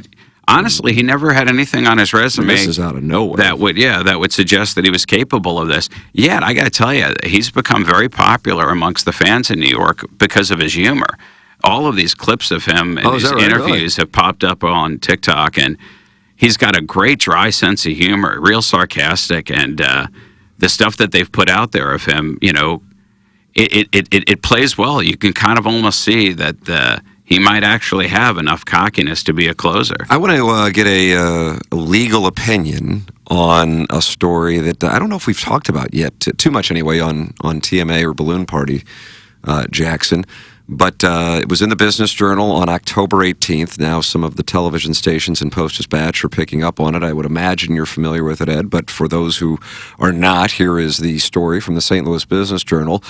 The Los Angeles Rams are looking to capitalize on their option to buy Rams Park in Earth City, the team's practice facility, when it was located in St. Louis, for $1, according to court documents. But St. Louis, through the entity that owns Rams Park and the Dome at America Center, is again contesting the team's rights spelled out in its original lease that brought it to St. Louis in 1995. The owner, a Missouri-created entity with representation from the state, city of St. Louis, and St. Louis County, on Friday filed suit in St. Louis Circuit Court against the Rams. The suit says that the team, on October 15th this year, requested that the owner, the Regional Convention and Sports Complex Authority, provide a quitclaim deed transfer of Rams Park, located at 1 Athletic Drive. The Business Journal reported earlier this year that the Rams would be able to acquire the 27-acre property appraised by St. Louis County at $24.4 million for $1 on October 21st. What grounds would St. Louis have to negate that? And maybe that's unfair because I don't know, but I would imagine that they probably would point to some type of either a breach of the original agreement that would have voided that provision, or that the provision maybe was unlawful to begin with. Most contracts have a severability clause. And if you look in the boilerplate language of most contracts, there'll be a severability clause that basically says if any of the provisions of this contract are deemed to be against public policy or otherwise illegal, it doesn't destroy the rest of the document. Mm-hmm. So it's, every so often some provision in a contract will come up, and a side will say that provision simply was never lawful to begin with, and we're going to fight it. Whether or not severability clauses, you can see the value in having them in a contract because you don't want to just throw the entire thing out if any one little thing is wrong or off. On the other hand, you can see that what happens if the thing that's wrong or off makes it so that you wouldn't have wanted to enter the contract to begin with. It's just one of those provisions that you needed in there, otherwise you wouldn't have signed. So those clauses are controversial, but they're in every single contract. So you might be looking at something like that. Somebody claiming that it was either not a correct provision to begin with, or that a breach or violation occurred at some point that would have negated the ability to do that.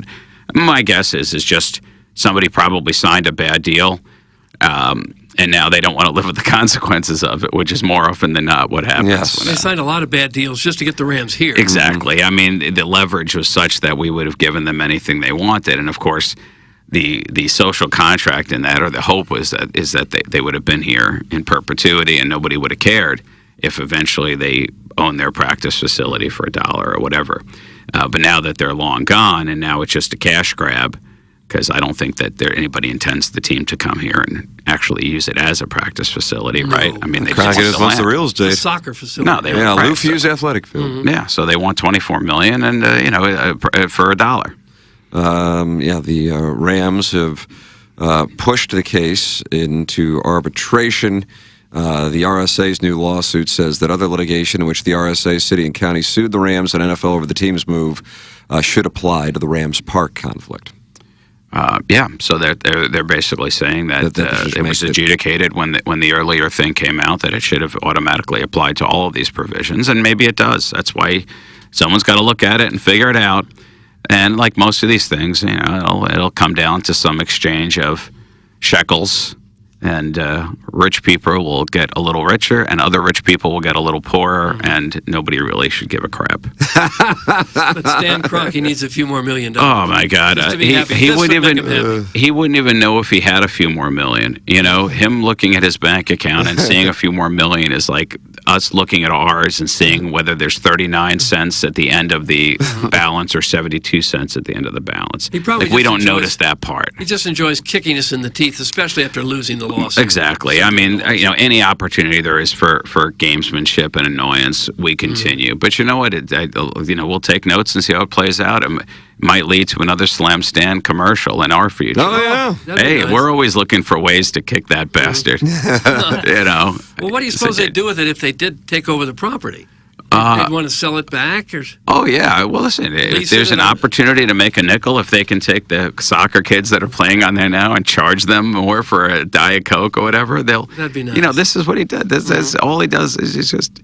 And they explain it. They say, it's never enough. People that are in that world. The nice thing is that at a certain point, don't you kind of find it sad?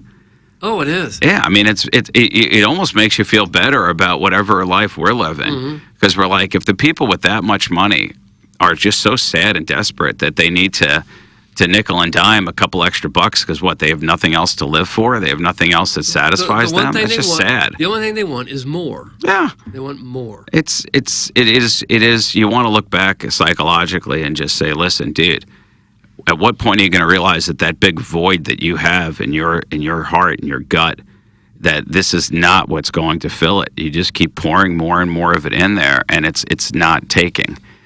Maybe you may want to start filling it with something else. And I think that it does come to a lot of these billionaires. If you look at the history of billionaires in this country, they all turn to massive philanthropy in the final years of their life as they're either trying to buy their ticket to heaven for all of the horrible things they've done to their fellow man, and they have. Yeah. I mean, if you look back at the Rockefellers and the Carnegies and the amount of deaths at their hands that people in this country suffered, but at the end of their lives, they gave away most of their fortunes, and they've got buildings named after them and universities and libraries, and that's a good thing.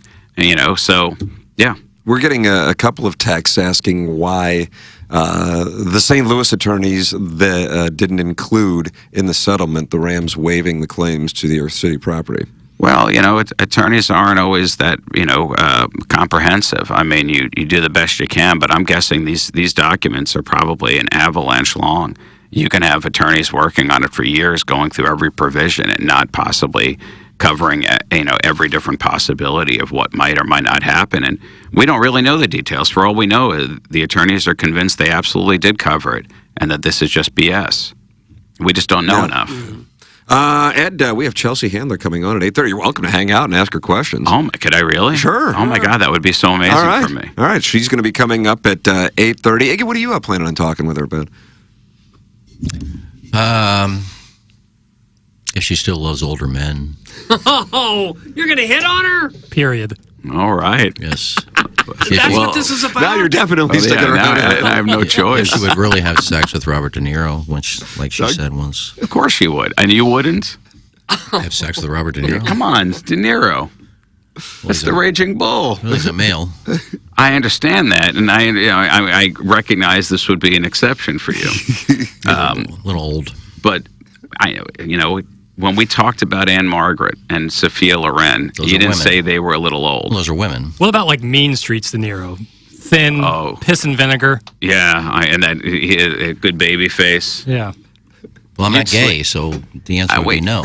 I understand, but he's De Niro. Is there not anything that transcends? You're going to tell me Marlon Brando in A Streetcar Named Desire you wouldn't consider just a romp? Oh, for crying out loud. Well, again, I'm straight, so the answer I understand would be no. I'm straight as well, but you would bang him? Well, I don't know if I'd bang. I'm not sure how that would work romp, exactly. I'm just not sure exactly how that would work. All I'm saying is that, there has to be a line there somewhere. There is a line. He's male, so the answer would be no.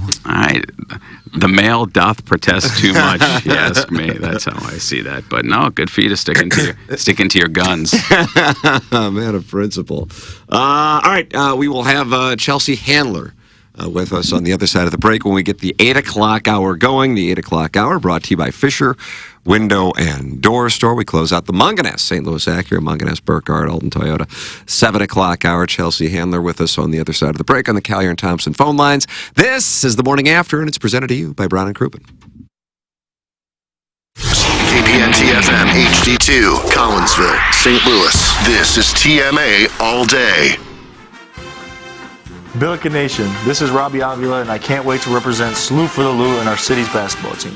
Get your full season tickets now for as low as $125 or experience the excitement up close with 100 level seats for $540 by visiting SLUBillikens.com today. You won't even need my goggles, as there is not a bad seat in Chaifetz Arena. Pack Chaifetz Arena to cheer on an exciting brand of basketball. Buy your tickets now by visiting SLUBillikens.com today.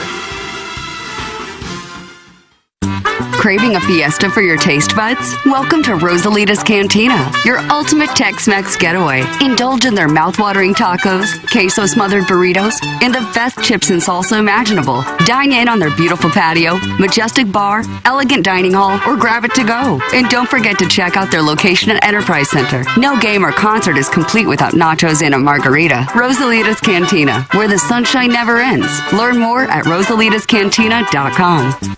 Hey, this is Tim McKernan. I regret not managing my finances better in my 20s and my 30s, and now I see how crucial it is for achieving major life goals. Mark Hanna with Evergreen Wealth Strategies helps everyday people every day with their finances, discussing cash flow, liquidity, investments, insurance, and tax-efficient strategies. No matter your financial planning stage, Mark will boost your confidence and keep you on track. Learn more at evergreenstl.com. Equitable Advisors, LLC, member FINRA, a broker-dealer and a SEC-registered investment advisor. Equitable Financial Advisors and MI. Evergreen Wealth Strategies is not a registered investment advisor and does not provide tax advice. There's nothing more important than the look and feel of your home. So now's the time to make your home your retreat. Replace your tired old windows and doors with Marvin replacement products designed to improve comfort and efficiency. Fisher Window and Door Store, a reputable local company, will guide you through the entire replacement process. Their experts will help you make the right choice for your home, and they'll measure, design, and install your new windows and doors. Hi, I'm Jim Fisher. Since 1941, the Fisher family has provided you with quality American-made building products, including Marvin Windows and Doors. Come visit one of our showrooms in Brentwood or East Alton, and let us help you increase the value of your home. Bring that distinct sense of quality to every room with Marvin. Visit Fisher Window and Doors' huge, newly remodeled showroom in Brentwood, or Fisher Lumber in East Alton, Illinois. Quality and comfort starts at Fisher Window and Door. Online at fisherwindow.com. The Illinois Recovery Center is dedicated to providing precise and authentic care to those seeking help and treatment.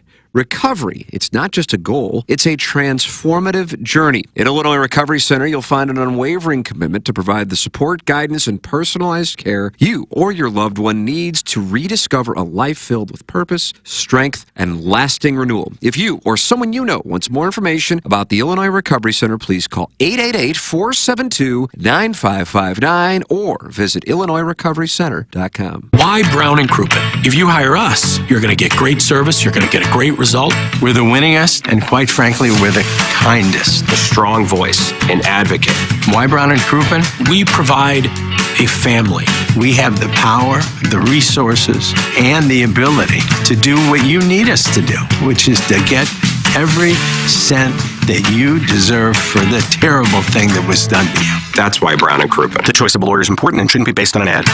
Hey, this is Tim McKernan, and I am here with Seth Goldcamp of Design Air Heating and Cooling, and I have been a long-time Design Air client. What separates you guys from everybody else? It's becoming more common for companies to just get their foot in the door. They try to come up with different ways to upsell. They try to see how much they can make off of a customer as opposed to, hey, we're in there to do a service. We're going to do it well. We're going to do it for a fair price. I don't know how many emails I have received from our listeners who experienced the incredible customer service Design Air Heating and Cooling provides. It's Design Air Heating and Cooling, online at designairservice.com. This is wide receiver Luther Burden III. Come support NIL and get a quote from my friend James Carlton. Thanks, Luther. That's right. For every quote you mention, Luther Burden III will make a donation to NIL on your behalf. Getting a quote is easy. Just go online at carltoninsurance.net. Call or text 314-961-4800. If you have drivers under the age of 25, if you're seeing rising rates, give us a call or text us 314-961-4800 or go online at carltoninsurance.net. Let's keep the momentum going. Hey you, it's Dr. Pryor. If your mouth's been getting more action from late night pizza than it has from a toothbrush, it's time to come see me. At 100 West Dental, we know how to clean up your act and your smile. Whether it's overdue cleanings, a chipped tooth from a wild weekend, or just getting that fresh, I'm definitely not hungover grin. We got you covered. Look, we know you're not shy, so why shy away from getting your teeth right? Book your free consultation at 100westdental.com and let's give you something to smile about. Because hey, you deserve to be as smooth as Tim's golf swing. Biggie's Restaurant and Bar has been a staple of the community for over 30 years and is serving your favorites like the steak sandwich, waffle fries, and so much more. It's not just the food that's rocking. With a full bar and patio, Biggie's is the perfect spot for lunch, dinner, and a little laughter. Biggie's original hours are back. Open 11 a.m. till midnight, Wednesday, Thursday, and Sunday. And 11 a.m. till 1 a.m. on Friday and Saturday. Check out the full menu at biggiesrestaurant.com and stop in today. Hey, if you like the morning after, check out Balloon Party on 101 ESPN. HD1, by the way. It's Sports Talk with Tim McKernan and Action Jackson from 10 a.m. to 11 a.m. each weekday, right after the morning after. It's the worst named show in the history of radio, but the content's pretty good, so check it out on 101 ESPN or get the podcast on the TMA app. Here's Action Jackson with 3 more ways to get TMA content. Watch TMA on YouTube. Click the bell to subscribe. Download the podcast. Find it at TMASTL.com or wherever you podcast. And check us out on TikTok at TMASTL. Thanks, Jackson. It's the Brown and Crouppen Morning After on 105.7 FM HD2. And as moist as a freshly baked Betty Crocker cake? It's the Brown and Crouppen Morning After. KPNT FM HD2. Collinsville, St. Louis.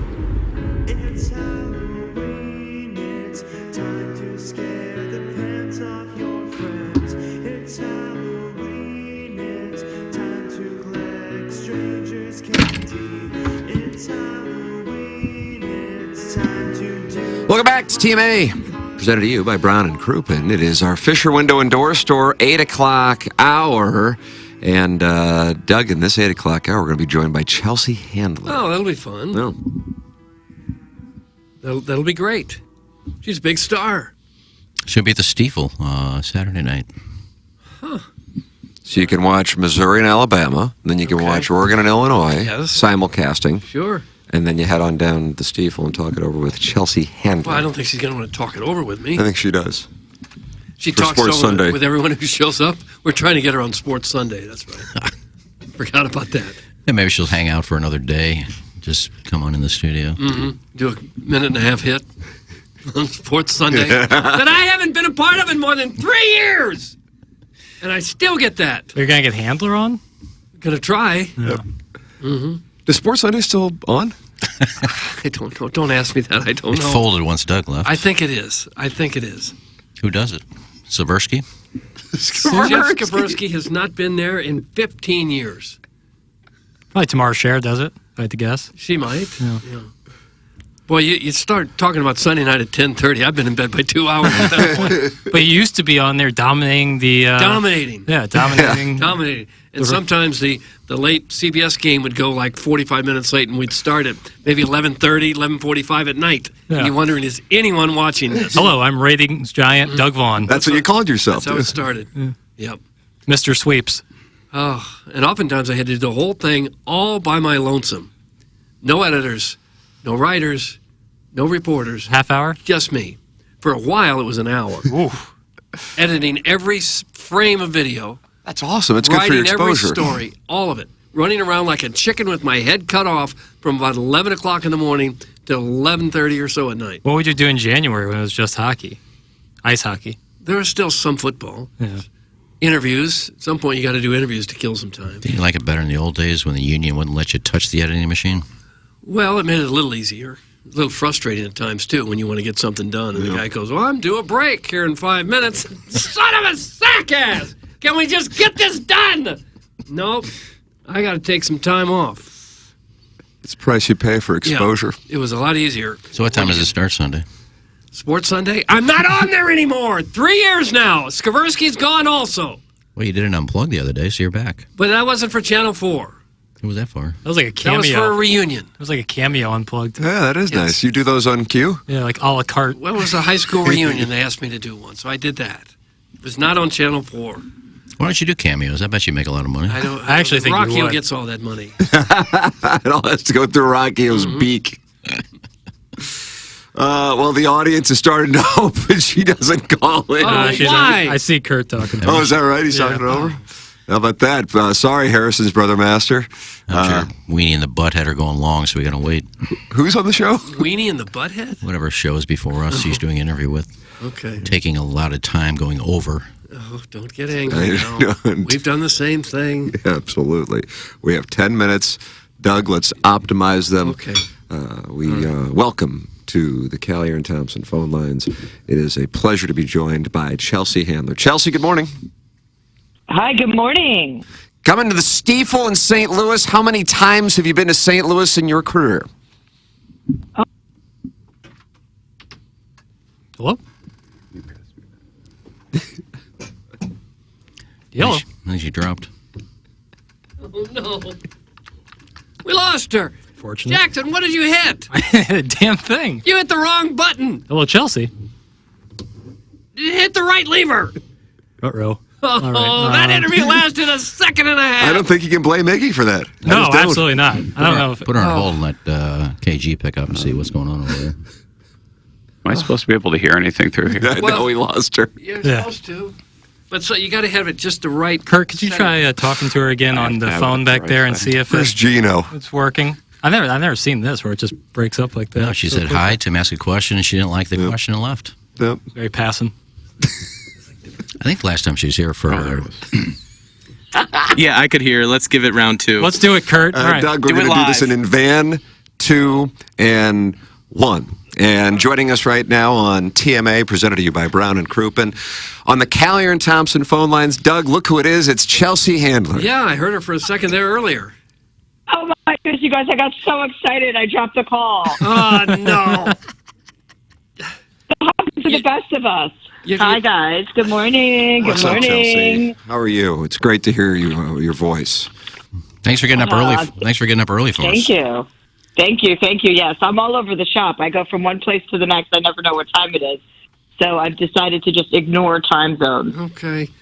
So you're pretty excited to come to St. Louis? We like to call it the garden spot of the Great Plains. I've never heard that before. That's also what I've been calling it, so that's so very strange. Yes, I am excited to come to St. Louis. I'm excited whenever I get to come to all of the cities that I don't live in this beautiful country of ours, you guys. How about that, Doug? It'll fire you up in the morning. Sure, I feel better about things now. Yeah. Have you spent time in St. Louis before, Chelsea? Oh, of course. I mean, I've been touring in St. Louis. I've been touring, the whole country for so many years that I've been to every city. I've been to cities you guys haven't even heard of. So St. Louis is a pleasure. At least that's a big city with lots of fun stuff to do. Yeah. Don't you guys have those arches? Just one. Yeah. We got The golden arches ones, the golden Yeah, ones. we got the McDonald's arches, but there's one big arch, just one. Oh, it's only one arch. Sorry. Yes. Sometimes when I see it, I see double. You know. Yeah, that's the McDonald's effect. So you say you've been everywhere. What's the best place in America? What did you enjoy the most? What's your favorite city? Oh, God, it's really hard to pick a favorite city. I like cities where first of all, where you're, there's some cities in the South that you think are going to be terrible, but then you go, oh my God, everyone's so excited that you actually came through there. that all of your people show up at the show. So there's been some tricky ones where I've been to Alabama or Mississippi and thought, wait a second, what am I doing here? Am I going to get out of here alive? But cities like St. Louis, Kansas City, you know, all of the kind of Midwestern adjacent cities are always fun and celebratory. People are so happy, you know, when you kind of show up for their city and like you're down to play. It's always fun. So I mean, I don't know. You know, my life is a whirlwind. I'm constantly traveling and I'm constantly on the road. So I just feel very fortunate that I get to see this entire country because many people don't. I think the sad thing probably for you is you do so much traveling. You're always on the road. And this Chelsea Handler Live tour is so huge. You don't really get a lot of time to get out and about in every city and explore, do you? Well, we get to explore a little, but yeah, we don't stay there for a couple of days because, you know, there's always a show the next night. But I think the most unfortunate part is that my dog has started to believe that my housekeeper is his actual birth mother. So when I come home for the 24 hours that I'm usually home, he wants nothing to do with me anymore. He's brand new. He's like, who are you? So that is the biggest price to pay. And he's too big to take with me everywhere. So I've got to either get a smaller dog or fire my housekeeper. And the co-host of the show, Doug Vaughn, I told him your dog was named after him. Your dog's name is Doug. Oh, yes. It's Doug? Doug. Very Doug nice is name. my dog's name, yes, and I did name him after Doug Vaughn. Thank you. I figured you would. Does he have that same great head of hair? Yeah. Yes, he has a great head of hair, my dog. Oh, He's big and furry. Yeah. Sounds familiar. I named him more after Doug's body, not Doug's hair. Okay, that's enough. That's enough. See, she knows how hot you are. She's been watching Sports Plus. She knows all about you. What can people expect Saturday night? Well, it's a comedy show, so you're going to be laughing. It's a bunch of ridiculously embarrassing personal stories that I've experienced.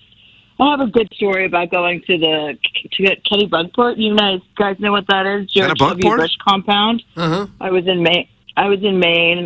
For COVID for like a long period of time in COVID, and I'm friends with the Bush girls. So I have a really funny story about going over there for a pickleball tournament with my family. Of course, I had to jack myself up on a few edibles to even be in the company of George W. Bush because, we just are not politically aligned. But I went over there. We had a pickleball tournament, and I got a personal tour from him with all of his paintings, his personal paintings, while I was high as a kite. So that's a pretty good one. But there's a lot of stories in there about people that you would know. I have a Bill Cosby story that ended very well, so not a lot of people can say that. I have a great Woody Allen story. I just kind of talk about all of the ridiculousness that my life has led to. I always find myself in these situations that, you know, most people are like, is that a real story? And I'm like, you bet it is. Luckily, I have witnesses. She's like Forrest Gump. Just winds up in situations. Chelsea Handler, our guest here. Hey, Chelsea, so how did you become friends with, George W. Bush's daughters? And then that led to you hanging out with him and him giving you the tour with the paintings? Oh, yeah. I mean, you're kind of friends with everyone when you're, they've interviewed me or I've interviewed them over the years. So you kind of become friends with everybody else that's a celebrity when you're a celebrity because you cross, especially if you're on the interviewing side of things, guys, like you are. You know, you have guests on your show, so you meet them. And so, yeah, I'm friends with the twins. I call them both Sissy because it's easier than to try and remember everyone's names. And they call me Sissy. We all met at the Glamour Women of the Year Awards, this event in New York City. So I ended up at the Bush compound. I have a great Andrew Cuomo story from COVID because I was publicly and openly flirting with him, trying to get penetrated, quite frankly. Who wasn't? I know. He was so hot for a minute. You know what I mean? Like, women were just like, oh, my God, Andrew Cuomo. He finally, we needed someone to come in and yell at us during COVID, and there he was, like an angry Italian meatball sandwich. With nipple rings. Yeah, did he have nipple rings? He had the nipple ring show. No. I investigated that. I'd never had sex with him, but I did get very close to. I wanted to. I was pursuing him.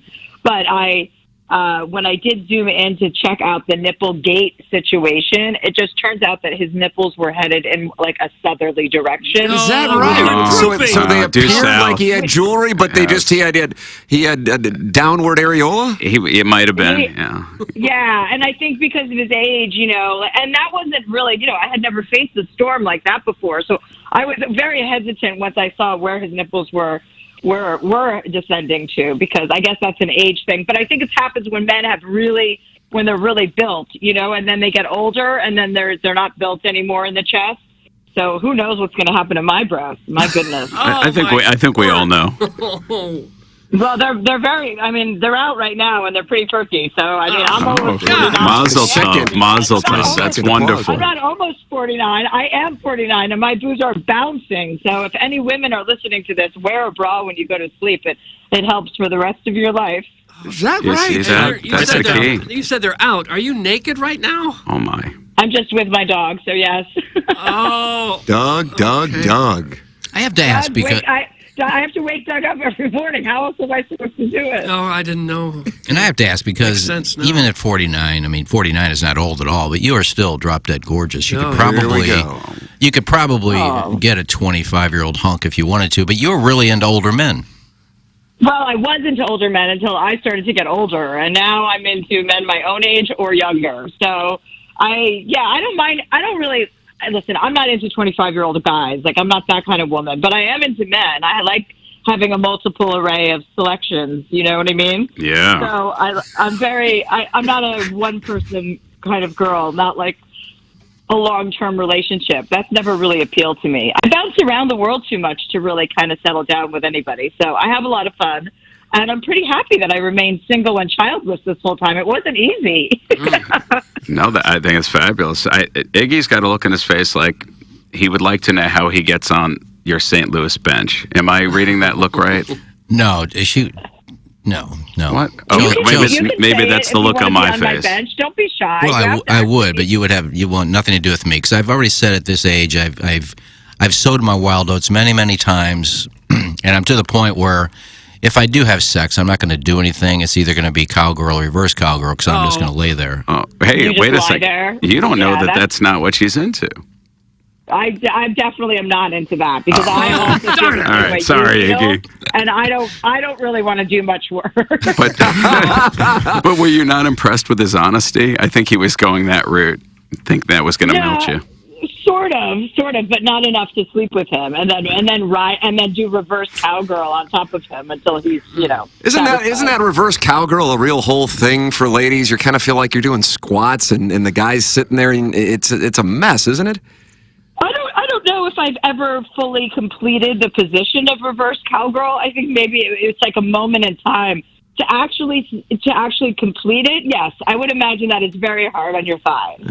Yeah, Doug, pass on reverse cowgirl. Really didn't think we'd get to this topic. I never thought I'd have to take myself out of the mix. Guys, you have to really think about it. When a woman, I know that many times men are on top, and mostly men are on top probably would be a fair assessment. But when a woman is on top, that is hard work to do that until completion. That's a lot of squatting and a lot of pushing, and so you should really appreciate when women do that for you. Oh, I've been appreciating it every time ever under any circumstances. There's been nothing but appreciation from me. Wow. Think about that. Yeah. Now, Iggy, our co-host here, says he's Wait, you guys. I saw this. I know this is a morning show, so I'll try and keep this as clean as I can, but I think it's going to interest you. There's a show called Three Women. It's on the Starz Network, and I interviewed one of the women from it. And there's a scene in the show where there is oral sex. This woman is having sex with she's having an affair on her husband, right? So she's hooking up with this guy in a car. And there's a scene in the car where she takes a Cadbury egg, breaks it open in her mouth, and then performs oral sex on the guy she's having sex with. Splashing. Is that splashing? I would think. That's splashing? That's a kink. Jackson, I don't know, but it scares me that you know the word for everything. Listening to the show for a long time. Is it called squashing? I thought when I saw that, what a nice thing to do for another person. Do you know what I mean? What guy's going to have that happen to them and not think this is one of the best days of my life? See, I think that's a win for her. She's getting to basically eat a Cadbury egg. Yeah, it's kind of selfish. But on she's her getting part. credit for a BJ, but she's really just eating, it's just Easter for her. It's a win for everyone involved, it sounds like. Well, I'd work that much. I'd eat a Cadbury egg for you. Oh my God! What not going to get anywhere here, Eddie. What a wonderful now, line. Chelsea, Anybody how do you use that one yet? how do you turn that invitation down? I don't know. I don't think you I'm can. thinking about how you do it right now. I'm like, whoa, wow, that is romantic. Yeah, sounds like a real turn on. I have to ask, how's the? Because I'm so excited for you. How's the residency going in Vegas?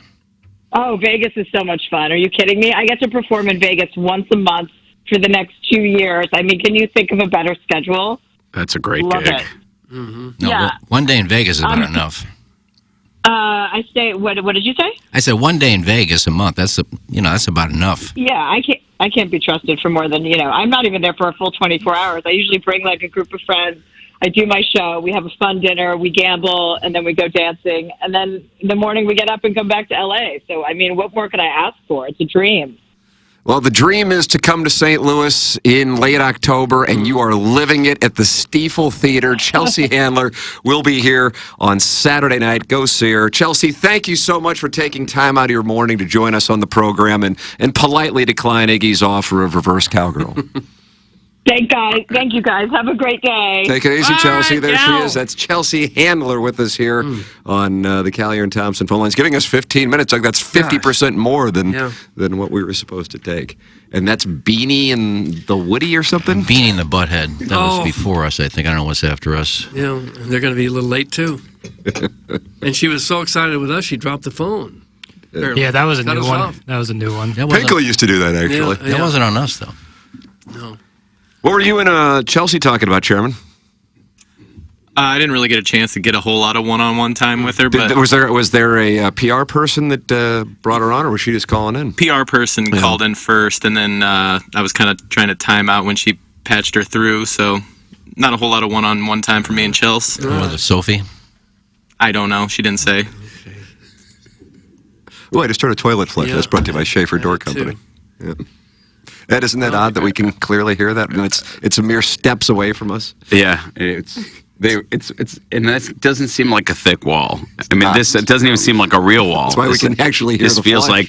like a set. And it's a powerful flush at that. It is. It is powerful. Well, I think we can all be grateful for that. No doubt. I have yet to hear it. I have yet to hear a flush. Is that I heard, right? I feel like I just heard one. I have yet to hear it. How about this, Jackson? I think this is a win. Maybe it's a peace offering. At Eric in the Central West End and Jackson are sideways, even though Jackson's attracted to him.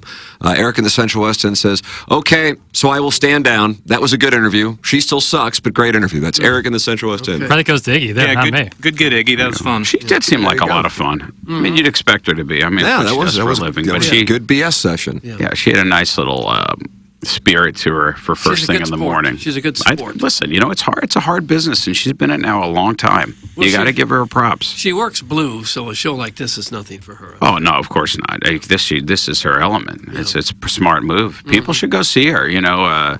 She's funny. I mean, she's going to give you a good time. It'd be hard to go to her show and not have a good time. I would think so. It's kind of sad that this country is so divided that, if you're conservative, you won't go see her. It's nuts. Yeah, which is kind of dumb, really, because she's just a comedian, but because of her political views, you won't go see her. I mean, that's just the crazy. I mean, well, I'm not getting into politics. Yeah, but when it comes to a I'm right there comedian, with it's you. just kind of stupid. You would, and it's so funny, and this way may make him the most brilliant comedian of all time. But George Carlin, who I am a huge, tremendous fan of, Yep, that's my he's guy. the one comedian who, and he's been dead now a long time, but both sides claim him, because there's enough of his commentary, because he didn't fit into a box. No. He was an observer and called things the way he saw them. No. It didn't matter who the target was, which is why, like, you can pull up clips and be convinced that this guy would have been an absolute, by this point in his career, totally on the right. But for anybody who followed him throughout his career, they would have put him on the left. But things have gotten so extreme that now his positions just look like very common sense, in the middle observations. Carlin, I don't know if you recall the Post-Dispatch columnist Joe Strauss, but Carlin, similar to Joe Strauss, I wish both were around to be getting their commentary on what we have going on right now. Yeah. Strauss with St. Louis sports and Carlin with what's going on around Absolutely. The world. If I could bring back one to comment on these times, that would be my one. You ever see him live? I saw him at the University of Missouri. Did you? Yeah. I did in Rochester, New York. Oh, wow. At University of Rochester. While I was going to school in Buffalo, we drove down to Rochester just to see him. And it was, quite frankly, even the stuff he was doing at the very end of his career was brilliant. I mean, he really had acquired a real perspective of the world and his life. And if you listen to his last album, I mean, it's some of the absolute best stuff he ever did. I love his specials. He came so close to quitting, too, because he kept going and going and going, getting nowhere. And he was close to just quitting. He said, I'm not going to make it in this business. Like in what years? I think the first couple of years that he came Well, he was a straight, clean cut Yeah, he guy was doing early like on. characters and bits. Yeah. And he So like wasn't in the speaking mid-70s, he kind of... It kind of reminded me of like the way Howard Stern was depicted in Private Parts, that early on trying to do bits, trying to do sort Sketches of and bits, prepackaged He was sketches. the hippy-dippy weatherman. Yeah. Right, exactly. And then all of a sudden he just found his voice and he just started sharing his truth, whether it was funny or not, it was his truth. And it turns out it was brilliantly funny. Yeah. But he, I mean, to my mind, in terms of pure stand-up, was the best. First host of SNL. Yeah. I actually went to see that movie. Have you guys seen that? It's called Saturday Night. Yeah. Good. I liked it. Yeah, I liked it as well. I think that the casting was so good. Not just that these people looked like the people they were playing, but in particular, like everything I've ever read about Chevy Chase totally came across in the way that this guy played him. From the sensitive ego to the razor sharp wit to the fact that, and it's no shock that he could cut you down insulting wise, like in an instant, because he was so razor sharp in his wit that if he used it for evil, but I you can know how that would be. I thought he did a great job. I thought the casting cross, but it was chaotic. It was just literally the night of the debut. It was no backstory. Had nothing to do with casting. Nothing to do with the success of the show. It was just sort of capturing the couple of hours before it went live for the first time. But Jason Reitman, did the picture. He's Ivan Reitman's son, and he's had a lot of success on his own. But you have to imagine he probably also had pretty good access to the people who were there. Yeah. So I think that in terms of accuracy, it's probably as good as you're going to get. Ed, thanks for sticking around for the Chelsea. Hey, you got a chance to talk it over with Chelsea. I would say I stayed. I would say I stayed for you guys, but I stayed for Chelsea. Yeah, I think No, what about us? What are we, chopped liver? No, you're not chopped liver, but you're not Chelsea. Oh. Good night, everybody. There he is, ladies and gentlemen, Ed Herman of Brown and Crouppen, talking it over here with us on the program, the title sponsor of TMA. Yeah, I enjoyed that conversation. Nice book, Iggy. Thank you. That was just Art Sears. Art Sears, Doug. Our tears comes through again. Yep, that's what he does. It's fun to have people like that. Yeah, man, it's good, especially when they're a good sport. You never know in those spots if she's out in L.A. I mean, it's 6:30 there. I mean, I'm sure it's not a big deal for her at this point. No kids, and probably getting up early anyway. But you can tell within I don't know 10 seconds probably if what we got, and if they're just going to go through the motions, God bless, you end it, you land the plane quickly. But if they're going to play ball, God, and those types of things are great. Might have been the first interview we've done where the person is naked. I want to believe that, but I don't know. JR. Jeremy Rutherford, yeah, always. He does seems like him. He's on the road. In the nude. Yeah, he usually doesn't. He tells me, he's like, hey, I'm in the buff. Just heads up. Like, all right. So effing hot, man. Hey, James Carlton's so effing hot, too. He has zaddy energy, according to... Who said that he has zaddy energy? Remember that? Somebody said that last week. Him and Mark Hanna. Yeah, it is Zaddy Festival around here. James Carlton's online at carltoninsurance.net. He's my insurance agent. He appears on the Colonel's podcast every now and again. I was listening to the Colonel's podcast. He's a sponsor of the Colonel's podcast, State of the Tigers. I was listening to that on my way into the station this morning. James Carlton, carltoninsurance.net. Call him at 314-961-4800. He is my insurance agent. He has been for 5+ years. I think the world of him. I am so glad that I made the switch. And once you do, you will feel the same way as well. And you might be thinking, I don't want to go through the hassle, all the paperwork. They're going to do the paperwork for you. It's going to be super easy.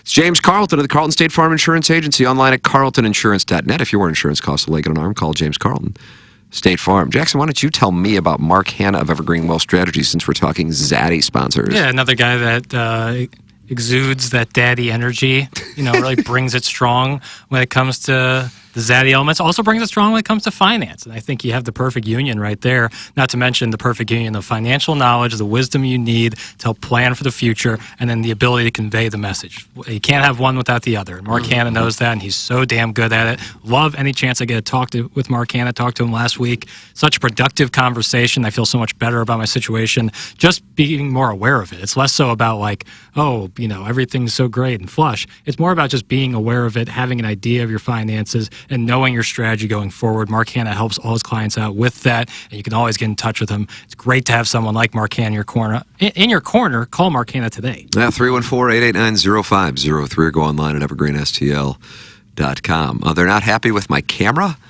What's wrong with my camera? Probably a little too much headroom. I'll fix that right quick. Maybe your chair is too low.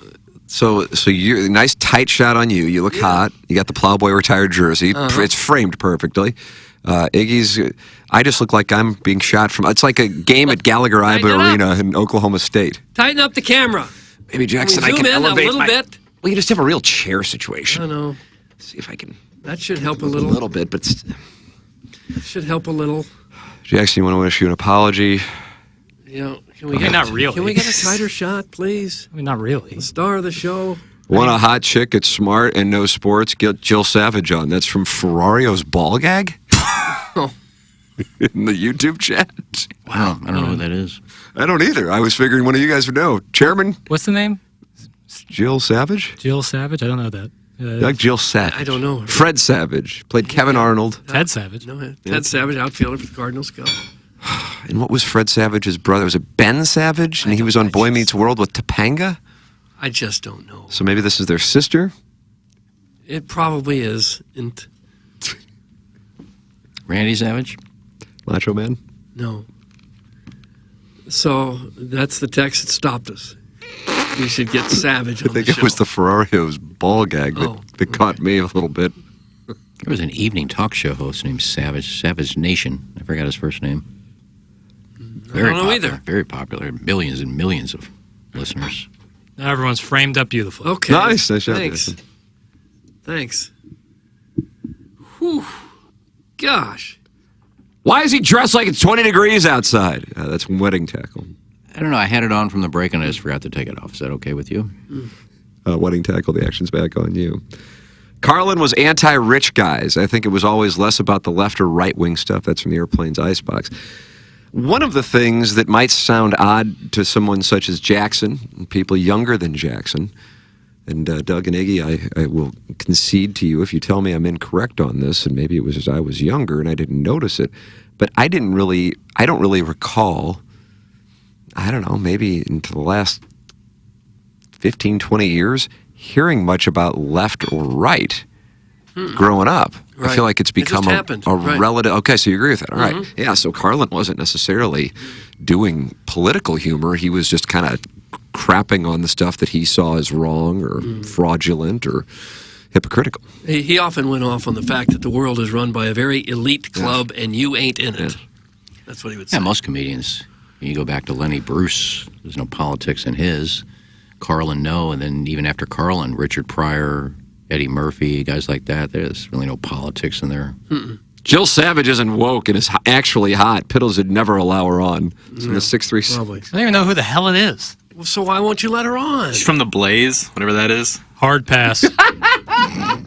See? Right there. Yeah, that's I don't know what has happened to that group of people that used to be sports writers and now become just experts in everything.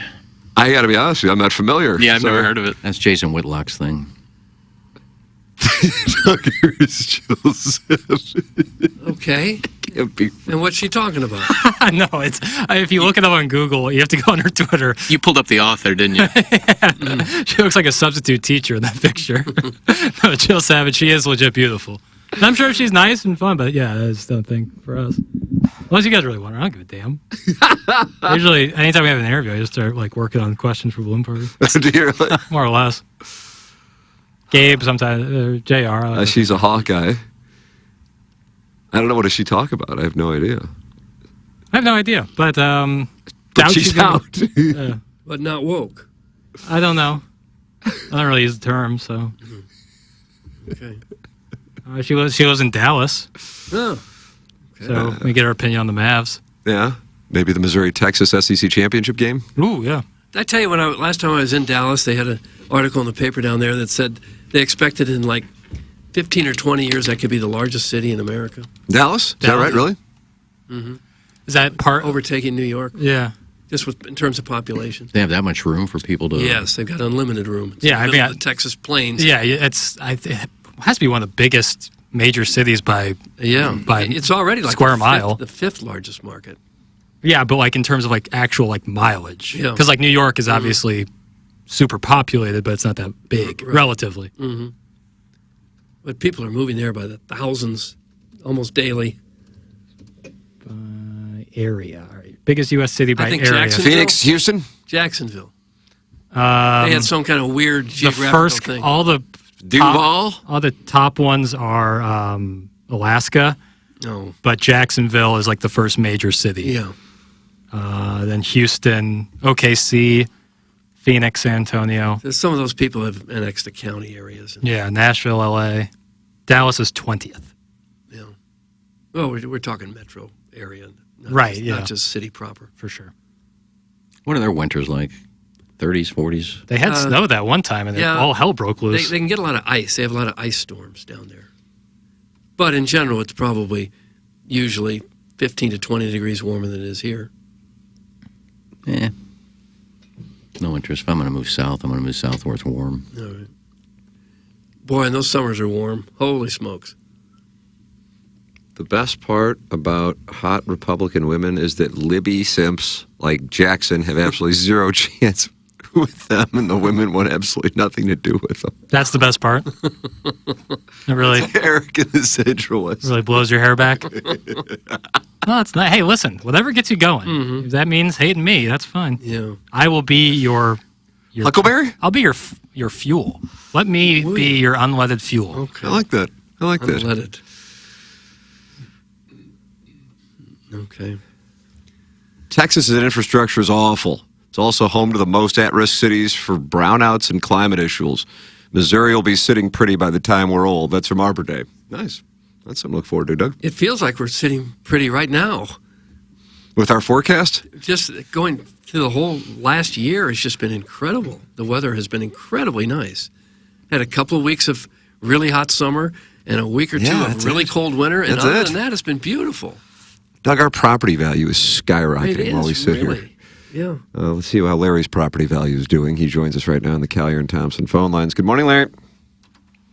One moment. Hello, come on, Jackson. We're ready now. I was trying to book Jill Savage. Hello, Larry. You're texting with guys. Well, how you guys peace doing? offerings. We're fine, Larry. How are you? Fine. Okay.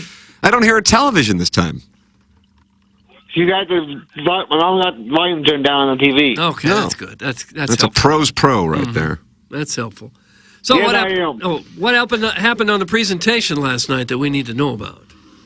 Well, the main event of last night's presentation, which WG watching for the past 40 years, was for the Intercontinental Championship. The champion, Jey Uso, defending the title against former champion, Braun Breaker, who, by the way, is the son of Rick Steiner, and uncle is Scott Steiner.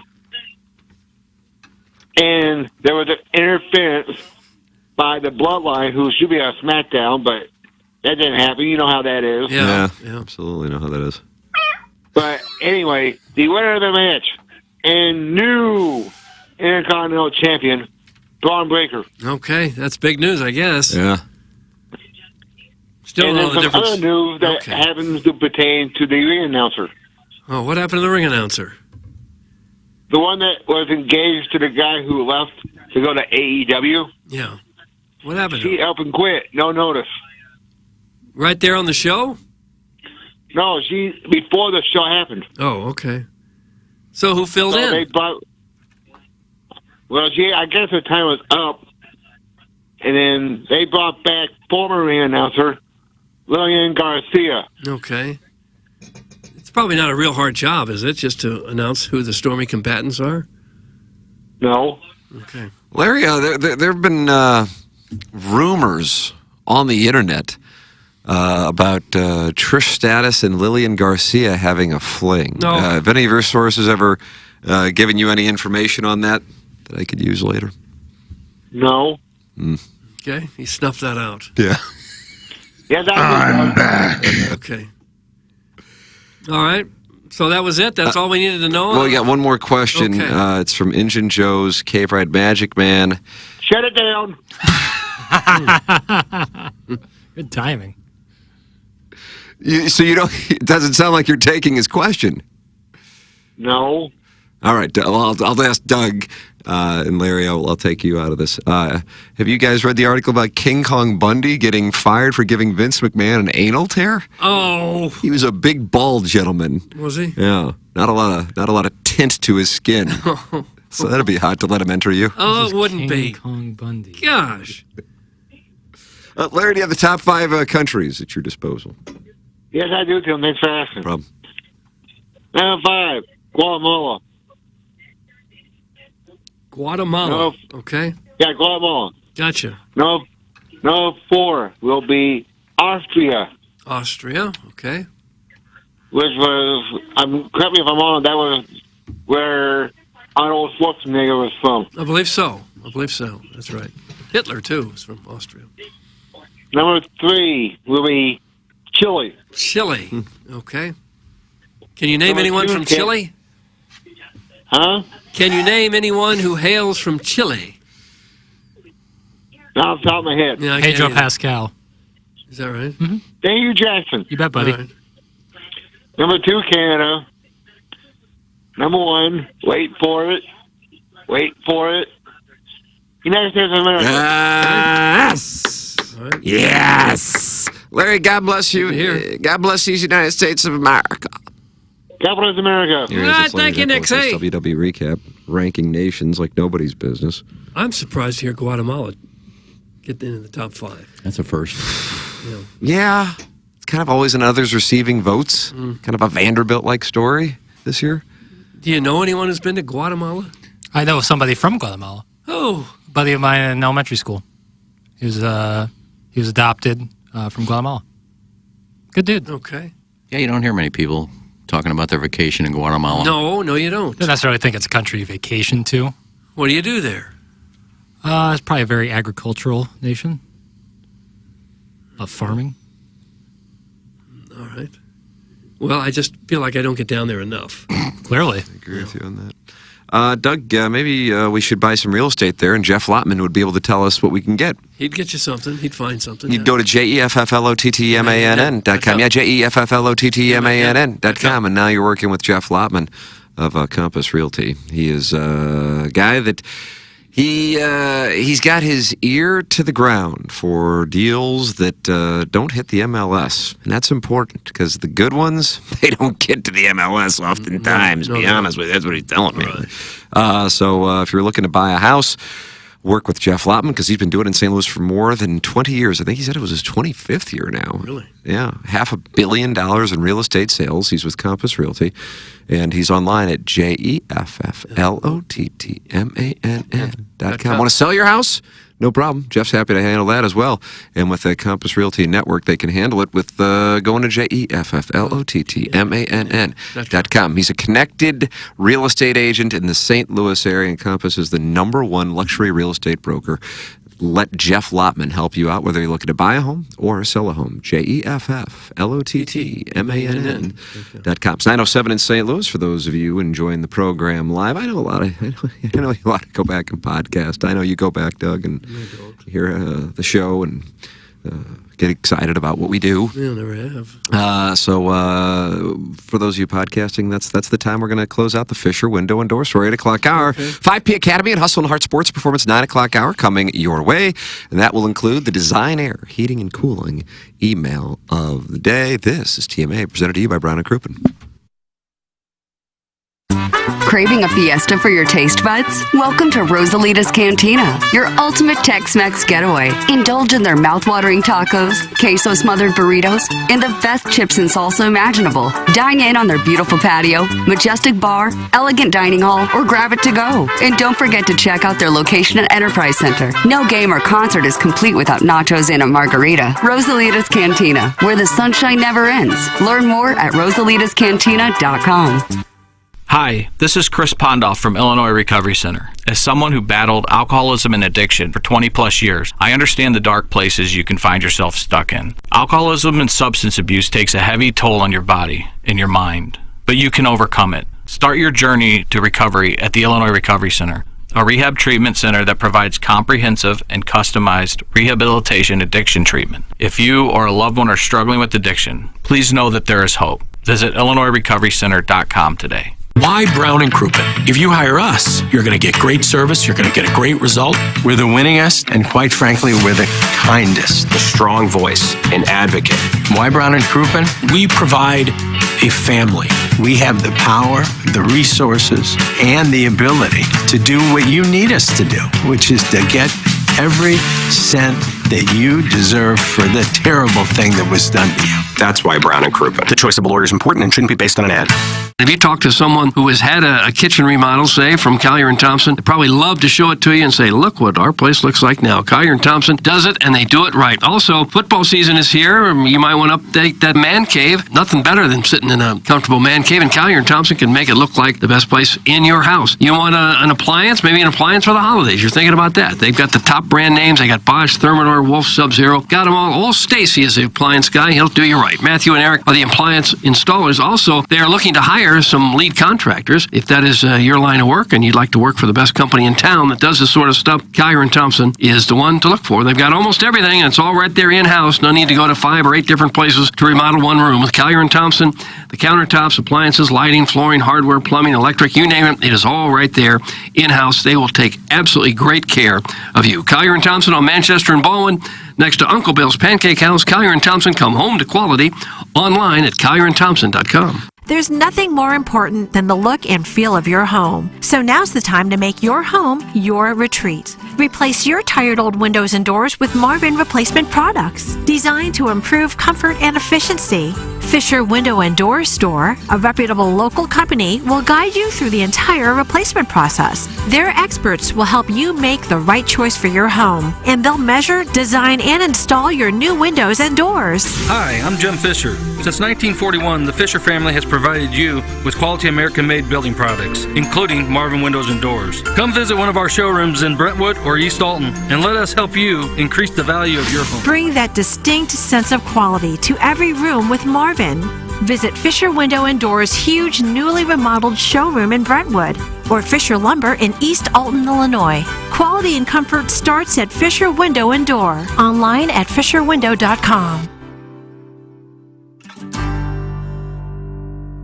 Biggie's Restaurant and Bar has been a staple of the community for over 30 years and is serving your favorites like the steak sandwich, waffle fries, and so much more. It's not just the food that's rocking. With a full bar and patio, Biggie's is the perfect spot for lunch, dinner, and a little laughter. Biggie's original hours are back. Open 11 a.m. till midnight, Wednesday, Thursday, and Sunday. And 11 a.m. till 1 a.m. on Friday and Saturday. Check out the full menu at biggiesrestaurant.com and stop in today. Want to take on some legends of TMA? Sound the same to someone who gives a damn about the best fans in baseball! Tired of it! The show's so great. Will there be a little speaker system out behind the dumpster so in case you're servicing me, I'll be able to hear my name? Then nominate yourself to be this month's TMA Listener of the Month. And if you win, you'll get recognition and other stuff. Sometimes all you have to do to win the prize is be a female. All it takes is one fake girl to just throw this show completely off course. Give us your name, a photo, and other pertinent information at TMASTL.com. The TMA Listener of the Month Club, quenched by Milagro Tequila. Welcome to a brighter side of tequila with Milagro. Find out more at TMASTL.com. Introducing the first ever TMA Banty Brew, a 16-ounce canned wheat ale with orange and coriander and an image of all 4 TMA boys across the front. The Banty Brew, a refreshing ale made with white wheat, ground coriander, and fresh whole oranges. And now you can pick up the TMA Banty Brew at Salt and Smoke or at any area Friar Tuck's location. Must be 21 or older to consume or purchase. See the can at TMASTL.com and find a participating location to try it for yourself. Brought to you by Charleville Brewery and Winery in St. Genevieve, Show Me Beverages, and Salt and Smoke. Find out more at TMASTL.com. TMA brings you the 3rd annual TMA Trivia Night, Friday, November 15th at Tim's alma mater, St. Gabe's, starting at 7:30. All kinds of trivia, including sports, entertainment, St. Louis-centric, TMA round thrown in there too. All hosted by the guys from TMA. Get single tickets, tables of 8, or anything in between. Tickets are on sale now and cost $50 a person. Portions of the proceeds will go to St. Gabe's. Ticket includes food from Heavy Smoke Barbecue, plus beer, canned cocktails, and seltzers from Show Me Beverages while supplies last. Please drink responsibly and feel free to bring your own food and beverages too. Find out more at TMASTL.com. KPN-TFM HD2, Collinsville, St. Louis. This is TMA All Day. You got to be on acid to understand what's going on this show. It's the Brown and Crouppen Morning After. KPN-TFM HD2. Collinsville, St. Louis. Welcome back to TMA, and it's presented to you by Brown and Crouppen. It is our 5P Academy and Hustle and Heart Sports Performance 9 o'clock hour, and you're welcome to get involved. Got that design, air, heating, and cooling email today coming up about 45 minutes. Jackson, no, not that, 35 minutes. Jackson, what do we have coming up on Balloon Party? You might earn your keep here today. I really like my question set. Really? Mm-hmm. Yeah. What's a question Wow. set? Yeah. Well, that fires me up. Really like my question set. You don't say that if you don't mean it. And I mean that's earned credibility. I legit mean it, and I'm very excited about that. I called it Tuesdays for the Piddles. What's the subject matter for this question? Yeah, why don't you give Doug a tease? There's not, but it's an assortment. Oh. Potpourri. Potpourri? Potpourri? Yeah. Yeah, it's a potpourri of topics. Okay. All under the guise of sport. A little bit of everything. Yeah. The guise of sport. Okay. But some good stuff in there, some fun stuff. Some. We're gonna have fun from 10 to 11. I'm curious where people will be once I ask some of these questions. I got a lunch at 12 o'clock. Mm-hmm. Maybe we do QFTA in between. Love it. Good. Love it. And you love it a lot because 12 o'clock, you know. Well, yeah, I love a hard out. They call me Little Hard Out, and what now? It sounded better in my head. Yeah. But yeah, I'm down. I do QFTA on the moon if that's what was needed from me. Would you really? I love doing QFTA. Well, it takes about 3 days to get there, doesn't it? Well, wait, what? 3 days? You think? I think 3 days. 3 days? All it takes to get to the moon? I think so. I'm gonna take the over. No, I think it's around 3 days. I think that's what it is. Hey, guys, I love Libby Jack.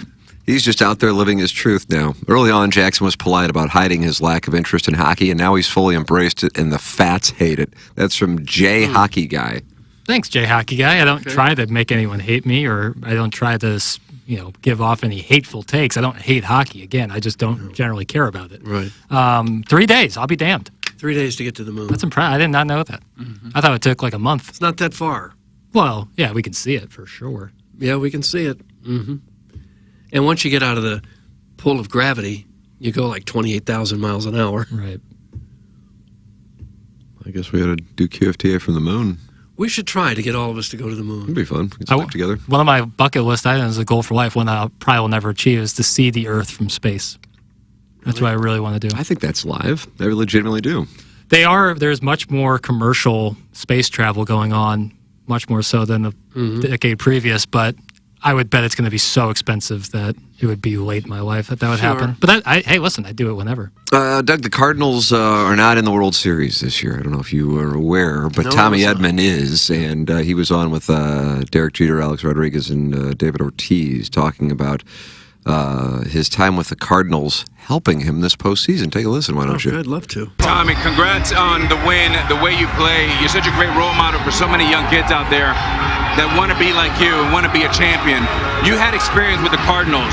How does that experience, how did it help you tonight and in this series, and how does it compare to being an LA Dodger? Yeah, with St. Louis, we made it to NLCS my rookie year, and I think just playing in that environment, just prepared me for all the future moments that we've had, just being able to keep a steady heartbeat. And I think the other thing is with this team, we got so many guys who have the experience and just, play the game really cool, calm, and collected, and kind of rubs off on everybody else. Look at that. Okay, well, they got better players. That's the bottom line. They have much better players. And that's, kind of where the conversation can begin and end. Derek. We're going to the World Series because our players are a lot better than what they have in St. Louis. Well, yeah, Kike Hernandez hitting ninth. Yeah. It's like, oh man. Well, he's not really the difference maker on the team. In the playoffs, he seems to be. But they got a lot of guys better than anybody the Cardinals have. Edmund was hitting cleanup the other night. Yeah, that doesn't make a lot of Isn't that sense to me. nuts? That makes no sense. He's a table setter, man. Yeah, but all he does is drive in runs. Yeah. Those first three, that's about as good a first three in a lineup as I think I've seen. Ohtani, Mookie, Betts, and Freeman. Yeah. Probably 3 Hall of Famers. But then when you go Soto, Judge, Stanton. Did they hit 1, 2, and 3? I don't think they hit 1, 2, 3, but I think they hit right around each Yeah, other. that's right there with him. Derek Gould hosted his chat on STLtoday.com, and one of the questions he was asked is what Bill DeWitt III said at the press conference a few weeks ago about what they are going to try to do to improve the experience since it's going to be a rebuild. He says the Cardinals need to offer more details, but some of the ideas being considered have been discussed even before they had the press conference. They want to consider expanding the gathering areas, similar to what they did in right field, and then build out that concept to other views on the ballpark. Late in the year, they test drove a few things with the scoreboard and different audio-visual updates to the part of the stadium experience. You should see an improvement there. Also, is now a good time to talk about the Cardinals' need for a win song. Yes, I'd like to have a win song. There you go. I'd very much like that. And what song would you like it to be? Glowworm, I guess? Well, maybe we should write it. But the Cubs win song is really nice. To hear the whole crowd singing that when they win. Jackson, you want to pull that up? I like that. The Cubs win song? Yep. What's that? I know that Go the Cubs, Blackhawks go? have a really famous goal song, right? Ba-da-da-da-da. I have not heard about the adult run the bases, but that's an excellent idea. Oh, bet it's boy. sell out. They need to have a defibrillator nearby. Yeah, none of it will help. Would that move tickets? Perhaps. You're going to see them look at a lot of the most popular theme nights and expand on those. I don't think that there's going to be a lowering of food prices, though we did see some closeout prices at a few places during the final homestand. But what the Cardinals are fond of doing is value-added tickets. Part of the Cardinals' research into what to do with their game broadcast has been how to merge whatever direct-to-consumer product they create with ticket sales, and maybe there's an overlap there. That wouldn't improve the game experience per se, but it would be a value-added element to purchasing a ticket. Expect more on this as they settle on things. Here you go, Doug. I don't think they can do... What is this? You asked for the Go Cubs Go song. Yeah. You like this? I do. You want the Cardinals to just take... I do. The title of it's got to be "That's a Winner," right? From Jack Buck. It's got to be the name of the Cardinals' win song. Yes. I really like this. That's what you need.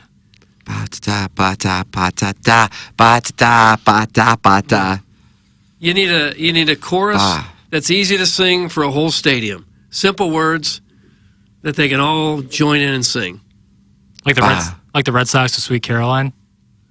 Yeah, that helps, that everyone knows the words. Let's just take Country Roads. Well, we need something original, and the title has got to be "That's a Winner." Some guys want an MFF threesome before they die, and others want to see Earth from outer space. Hashtag Libby Jack. That's from Steve in Wildwood. What a take.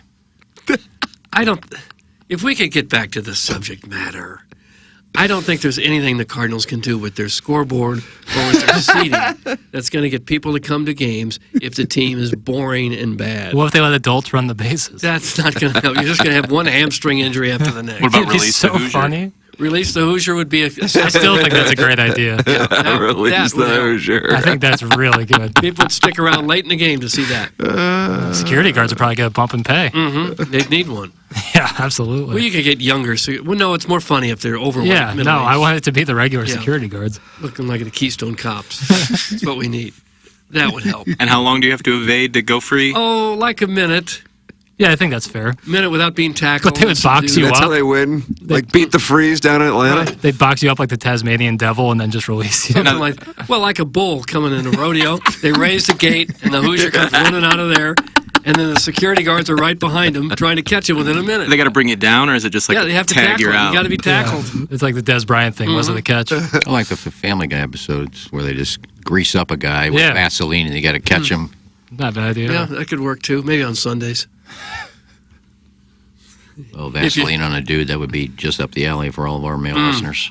But if you really want to do something to bring in the fans, that would do it. Get me go. a different I scoreboard would legitimately song. be interested. I would too. It's like, is tonight a release the Hoosier night? Oh, I'm not going if not. They could be getting beat like 10-0 in the fifth, and you'd stick it out to You the would. seventh inning stretch to see that. You absolutely would.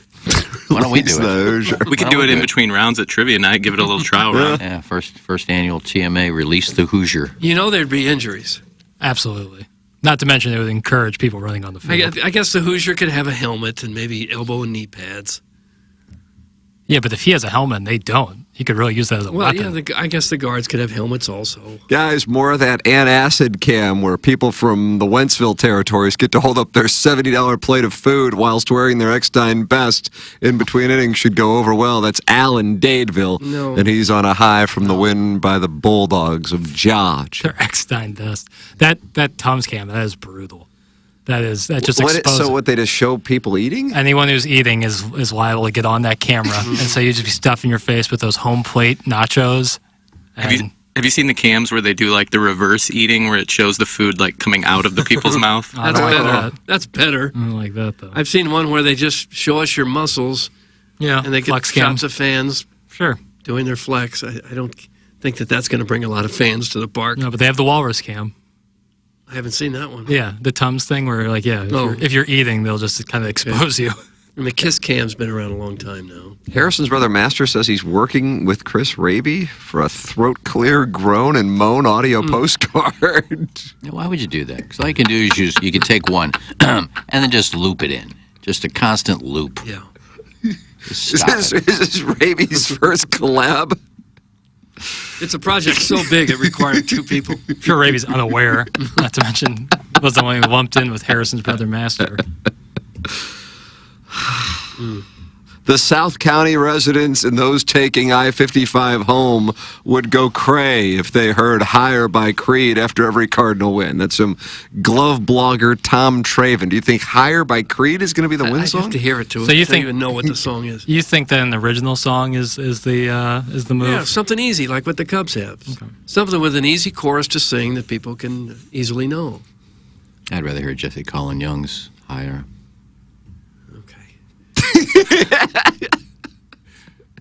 I think we already have one. There it is. No, There's after the a winner. win, after a win, you're excited. You don't want to bring down the mood. Wait till the chorus, dude.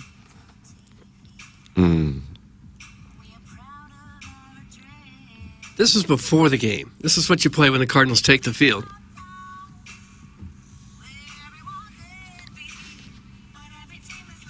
This is where everyone starts to sing. Never update the players either. Probably wouldn't cost you much to play this one with their money problems. They got to pay money to play those songs. Not if we come up with an original song. Like this one. They probably wouldn't have to pay her much. Might have to pay Ward. That might be expensive. We need to come up with our own song. All right. Well, you get on Pitch it and pitch it to them. You're poor lyrically, though. Yeah, I am poor lyrically. I can't remember the lyrics. I wonder if they have to pay artists for walk-up songs. No, I'd be surprised. If anything, it's good for the artist. If you get your song out to 35,000 people. Joshua saw a huge bump after that. Correct, yeah. Love Circus, Boy Floyd. So much so the player got traded a month later. Cardinals won a World Series. Send your emails in. Design Air Heating and Cooling email that is 20 minutes away. Buck Swope and JV Golf Coach battling it out. It's going to be tough for somebody to catch them at this point. Coach Steve is there. Goes to Gangster Pete's hat. Brian Henshin, Champagne Jesus, and Logs O'Plenty all have wins. If you missed the program, go back and podcast on the TMA app. And you'll hear Chelsea Handler and Iggy talk about doing reverse cowgirl together. So She didn't seem interested. That's Imagine that. Did you think she would be? She's wild. I thought she might take it up. I had a dream. Really? I had a dream last night that we went out to dinner after her show. And so based on that, you thought she might be interested in you. That's what came up today. It was a dream, but you never know. Well, she's never seen you or met you, right? I'm sure she's Googled me. Why would she Google you? Jesus. Why would she have Googled you? I don't know. She got a list of who's on this show, and she probably did a little show prep this morning. And you think just one She look knew your at you- last name. I didn't mention your last name on the show. Somebody did before she Well, said I it. put our names of who's going to be on the show, so she must have done show prep to see that your last name was Vaughn. Probably had the names right in front of her as she did this. Yeah, that's show prep. that's not Googling most celebrities someone to see wouldn't if- care. Well, she probably saw my name, Iggy. That's an interesting name. I'm going to Google Iggy. Yeah, and see if I want to sleep with him. Oh, he's been with a lot of women. Really? Yeah, like a Gosh. sex reference page. I'm sure there's something in there about how many girls I sleep with if you Google Iggy Strode. And you thought she might want to be number 501. Well, I had the dream, Doug, and sometimes you're just thinking maybe it'll come true. Most dreams don't, but Okay. Gosh. This is a woman in Hollywood. She probably gets hit on by Hollywood stars and big-time people out there. And I think she showed her boobs not too long ago. Doug, is that true? I don't know. She was naked when she did our interview. Yeah, but I think she was doing something, free the nipple or something. I think she showed her boobs. Okay. All right. Well, it's a big miss on her part to have Googled you and still decided, no, she's not interested. Well, you After just, a 4-minute local you radio try to do interview. things that if she's doing like 7, I think she had 7 or 8 of these. So you try to talk about something other shows aren't talking about. I'm sure that one of those other shows never brought up Reverse Cowgirl on it. Probably not, no. Think about And that. you thought just by bringing that up, she might be enticed to maybe drop into your DMs. I thought she played ball. Definitely. Okay, well, I'm sorry you're disappointed how it turned out. Well, I'm not disappointed. I don't even think I'd go to the show. Oh, because she turned you down? No. No other reason. Now you're on your phone. You're checking your DMs to see if she slid in there. Oh. No, she's not DMing me, Doug. No, I wouldn't think so. But, I guess you can dream, and you did. You did dream about it. And she looks the kind that would just go out with an ordinary guy. She wouldn't care if they're a celebrity or not. Yeah, probably not. No, she probably definitely goes out with celebrities. I'm sure she does, but you never hear about who she's dating because she doesn't date anybody. Mm. So it must be a lot of one-night stands. Oh. Where do you Nice find a old one-night? guy. Where do you find a one-night stand unless you're out on tour? And that's where you fit That's in. where I fit in. Seems like a rock solid plan. Just some guy at a St. Louis radio station that she's never met. In a short interview, you thought she would say, yes, I'll sleep with you. No, come on. I'm not thinking that. Man, I like hearing the emails of the day, but I'm out. Have a great day, fellas. Shooter McGavin's defeat. Okay. Yo, hey, I do like that friendly chicken, though. Yeah. Now, he would have had a shot. I'm calling in tomorrow. I want to talk about Belle Reeves chicken strips. That's from Mr. Licks.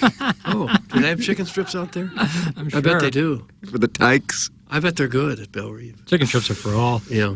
And in Belle Reeve, you meant to say Raising Cane's, correct? Damn, Licks. That was a slam.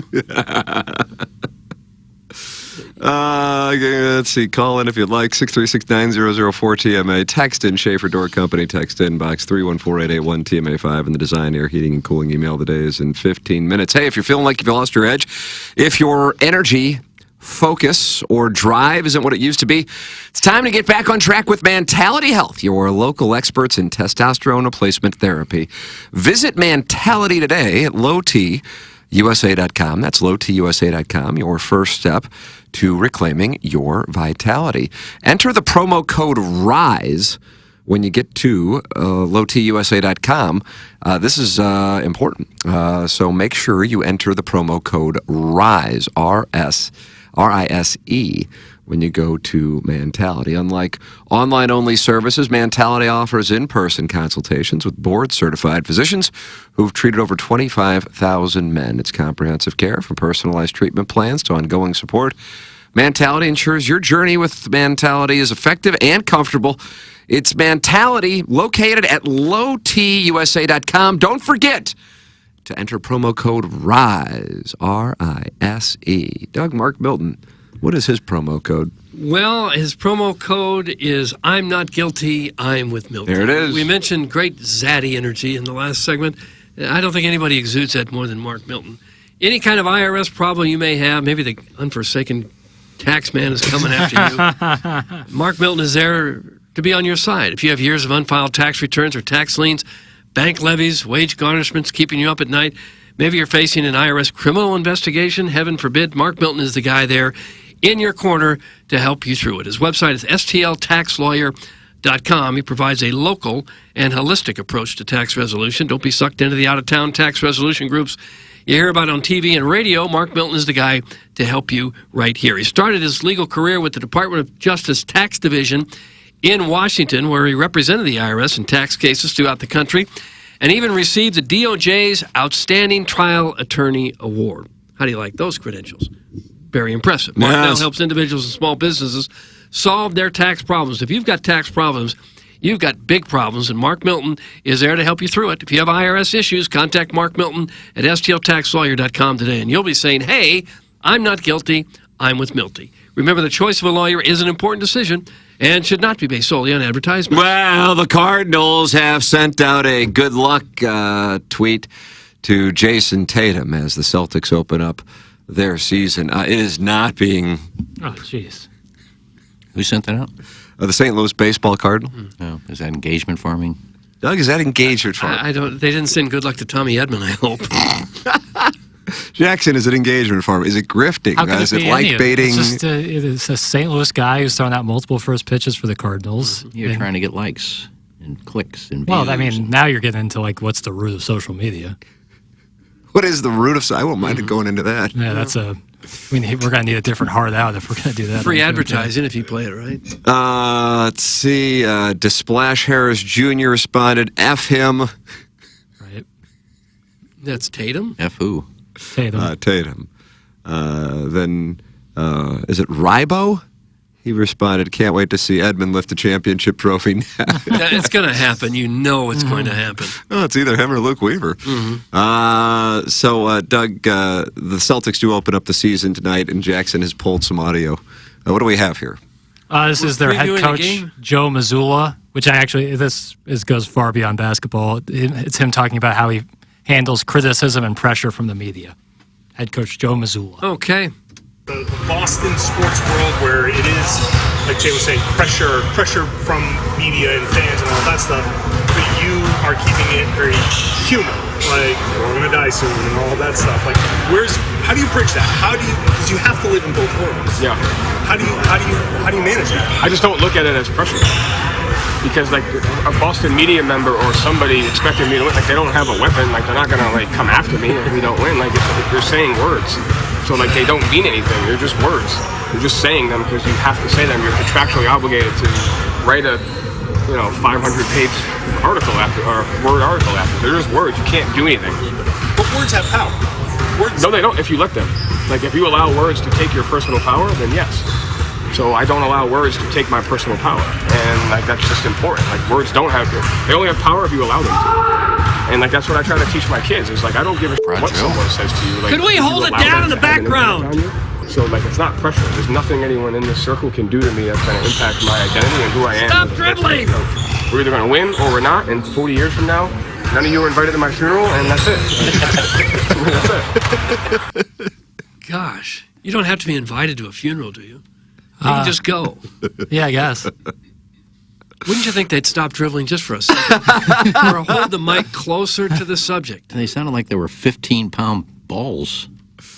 Gyms are cavernous. He was close to the guys playing, and they didn't have the microphone close enough to his face. And was that audio on Channel 1 or Channel 2? I think it was Channel 1. It just wasn't close enough. You got to get the mic up in there.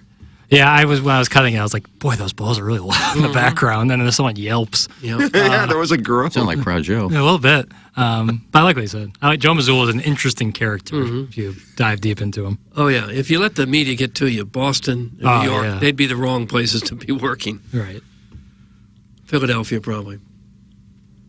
Philly and New York might be the 1-2 combo. Those are the three most obnoxious cities in America.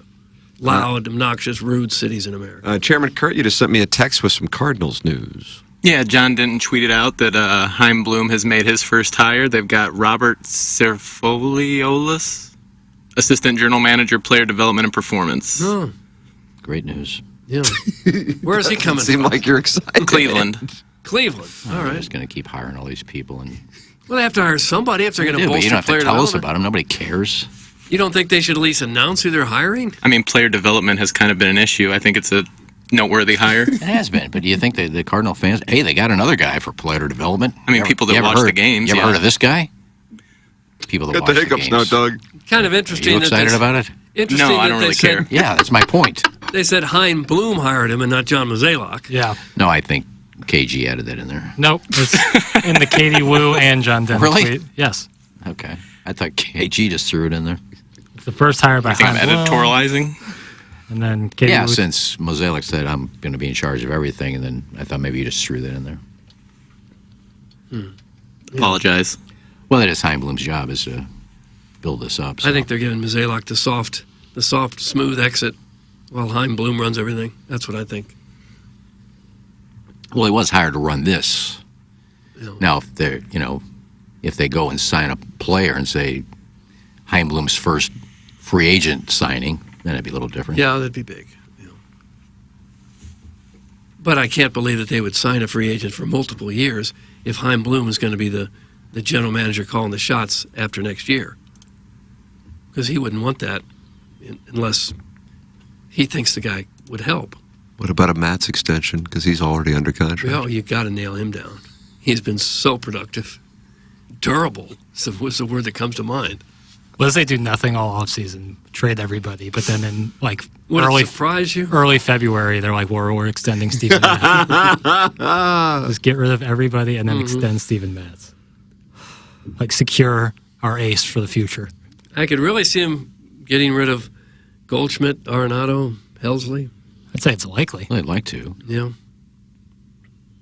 Yeah, if you're saying parlaying that, would you include Sonny Gray, Wilson Contreras? They gone too? You can add to your parlay, five-man parlay?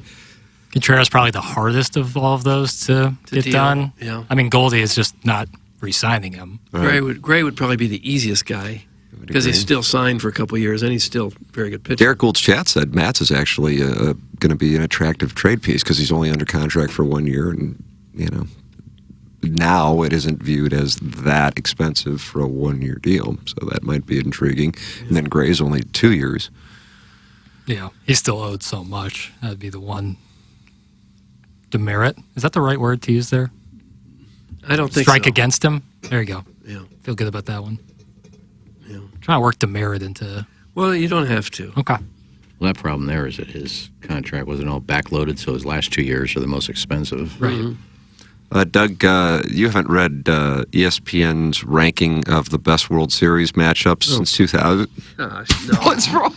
No. What about the Subway Series is high up there? Somebody got the email, come up with a ranking. I don't care what you rank, but we need it for the website. Well, we've had 25.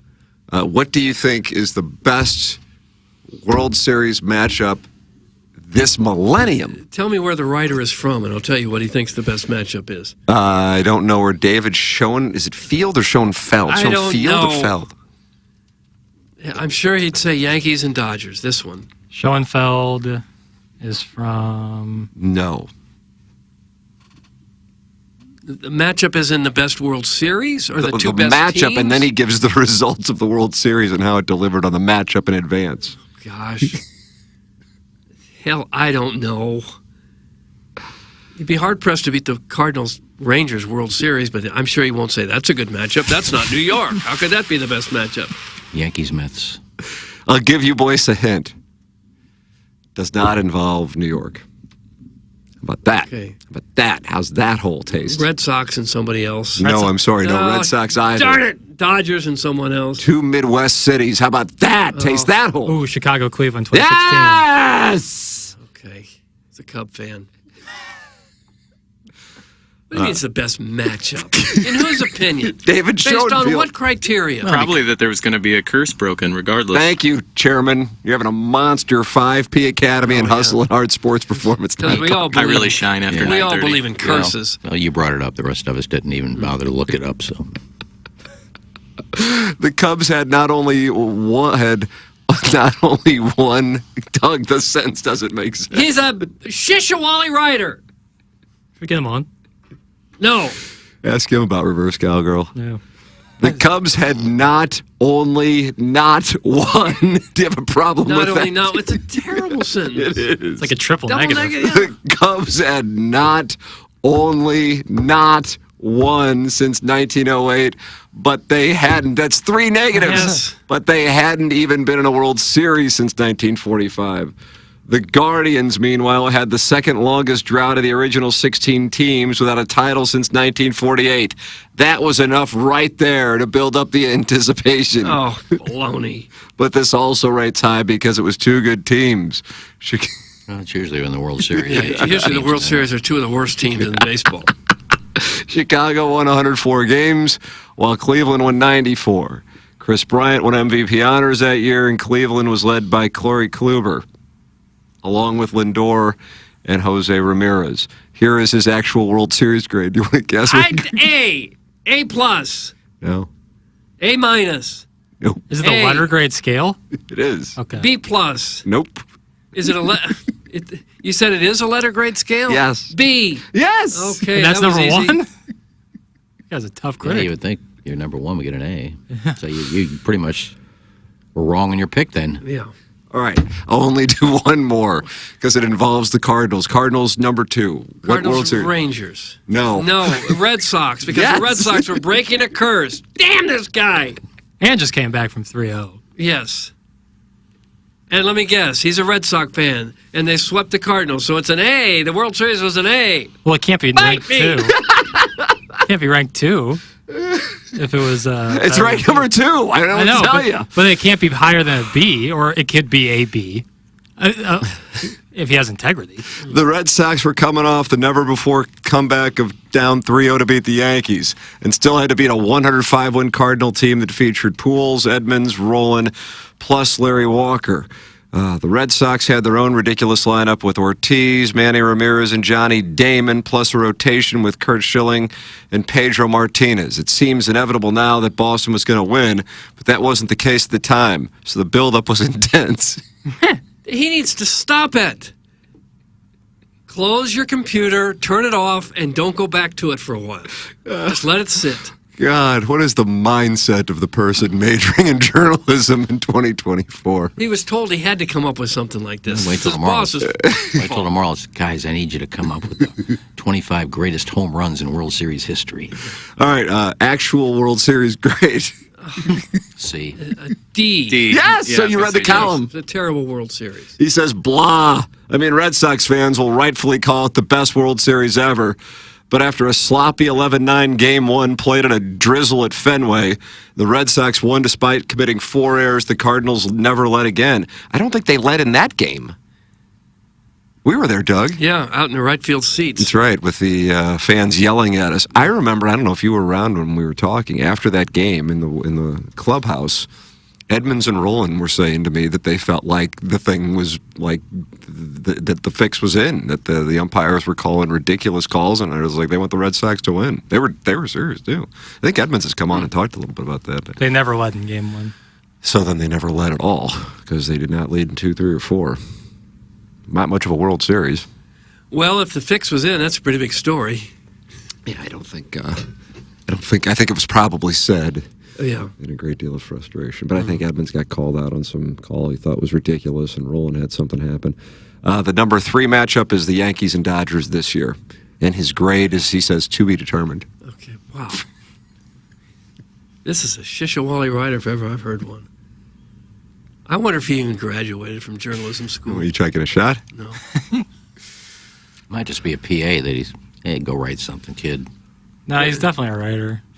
The Cardinals do not appear again until, even though they played in 4, until 2013 against the Red Sox. The World Series grade received C+. Okay. That's great. His grade, and his grade alone. If you're going to preview the World Series, come up with something better than that. Iggy's idea, the 25 best home runs in the World Series, is better than this. The 25th ranked World Series, Marlins-Yankees, as far as anticipation goes. 24th, Rangers-Diamondbacks. We remember how excited we were about that last year. Yeah. And then 23rd, Cardinals-Rangers. Yeah. This was the Cardinals team that got hot in September and clinched a wild card spot in the final day of the season when the Braves blew a lead in the 9th inning and lost in extra innings. St. Louis certainly had the star power with Pujols, Berkman, and Holiday, but had won a World Series fairly recently, while the Rangers had just been there the year before. The World Series grade? Oh, it had to be an A+. A. Yeah. Nice.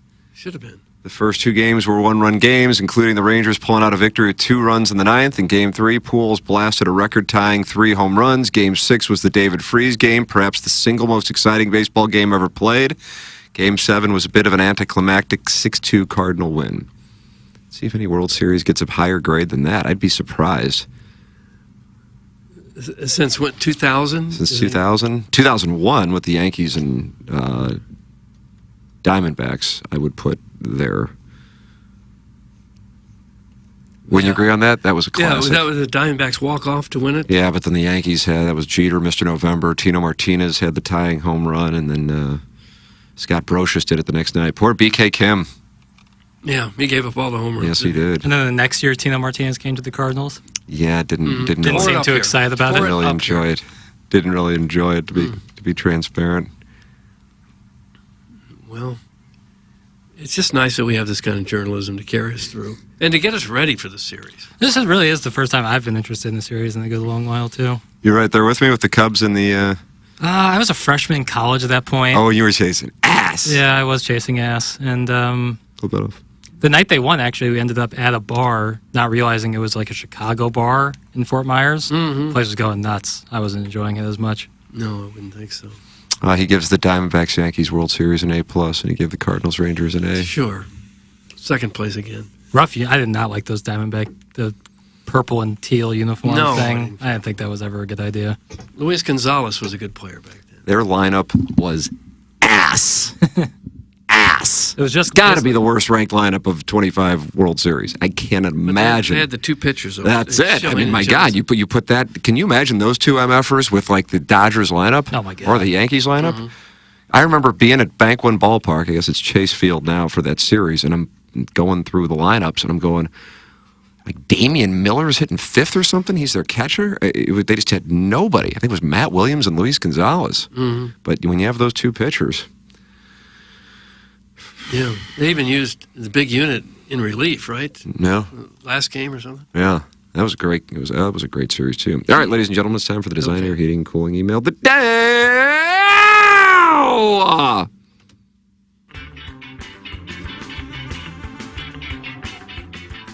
Doug. It took me a full day to organize my notes from my long weekend on assignment at the Stay-at-Home Dads Convention. No. Only 51% of the attendees were mugged or robbed this past weekend, a huge spike from last year's convention in Effingham. Okay. 97% of stay-at-home dads are HD2 listeners. Is that right? I don't think so. When 2 stay-at-home dads hook up immediately after the gym, it's called a swampin'. Why would that be? I don't know. I'm just reading it's in the prompter. Swamping. Every day between 10 and 2:30, stay-at-home dads meet to play video games. When one dad performs on another whilst he plays said video game, it's called Grand Theft Balling. Oh. This is what was discussed at their convention? It's not even clever. Several stay-at-home dads shared their hotspots to meet other stay-at-home dads in St. Louis. Most were obvious, but I didn't know Woofie's was a hotspot. When you arrive, immediately order a chili dog and wink at any other men there. If there is another stay-at-home dad there, he will approach you and engage. Finally, 11% of stay-at-home dads have hooked up with their stepdad. But did you know any time a stay-at-home dad hooks up with their stepdad, they get another spoke on their balloon nut? Oh. Counting the spokes of a stepdad's winking brown eye is called dendrochronology. I don't know that. Respectfully submitted by the Count of Montefisto. Count of Montefisto. They don't even try anymore. Well, I wonder if those statistics, like you to be eligible for, you have to have a stepdad, because not all stay-at-home dads have stepdads. You know, No. is 11% of eligible stay-at-home dads? Question's got. Like I said, 11% of eligible I don't know stepdads. the percentage. Are stay-at-home dads, do they tend to be stepdads? I don't know if there's any correlation there. That'd be tough to be a stay-at-home dad for somebody else's kids. God. That is really a beta soy boy there. I can't believe we're breaking down a fake email. That was pretty good. Welcome back to the TMA. Now we're cooking. We're really digging deep into the archives to fill time on our all-day app, now featuring interviews from various news outlets, because nobody stays dialed into Mark Varner or Lady Gaga's pelvic floor doctor's dad. See how that? Today's featured content comes from 2013, when local historian Jerry Clemens did a 2-hour segment on the forgotten fire hydrants of Dogtown. Relive the riveting story of how a misplaced hydrant on Tam Avenue almost disrupted the 1987 St. Patrick's Day Parade. If you missed this one the first time, lucky you. Here's 40 interrupted minutes of Jerry talking about city planning codes. And don't miss the next best of clip, a gripping recounting of the 1996 parking feud between the mayor's office and the Peevely Dairy Company. Remember, folks, it's these hyper-specific details that make St. Louis St. Louis. Who needs world events? Well, we've got these gems from the dusty vaults of AM sports radio history. Stay tuned after the break. Iggy's breaking down his special recipe for a pale, anemic chicken breast that he's cooking up for a married listener's wife.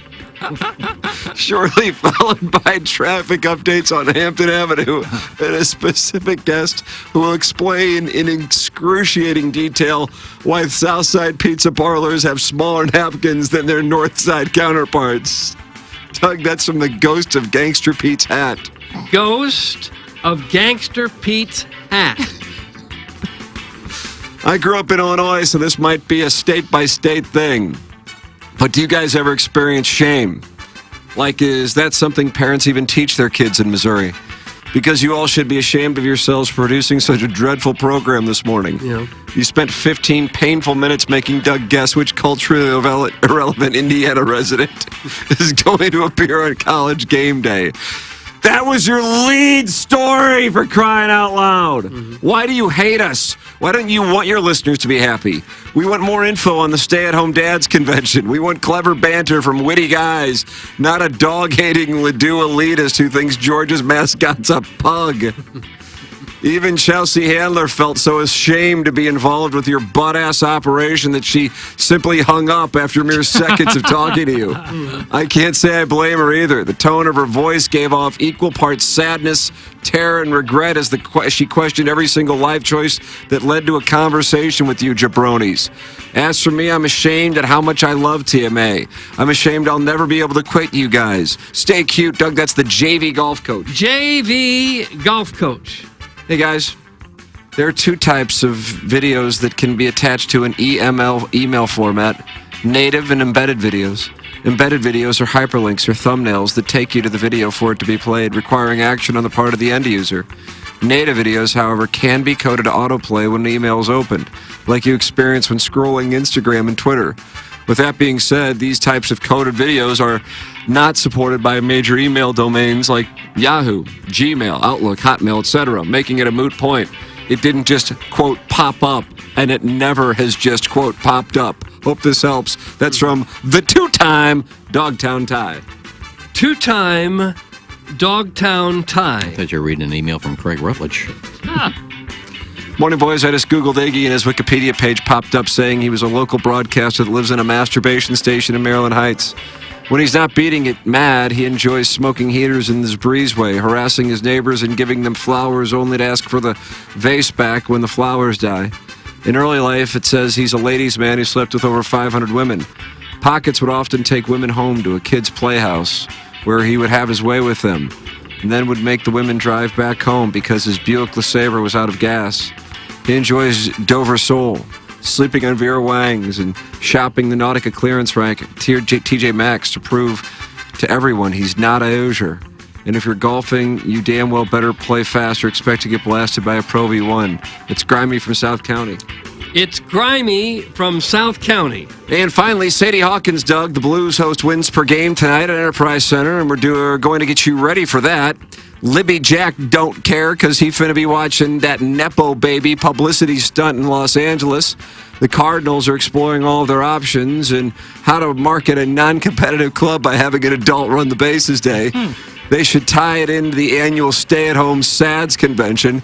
College game day is in Bloomington, Indiana this week, and we're going to throw darts at a bunch of guys who went there 40, 50 years ago as we pontificate who will be the guest picker.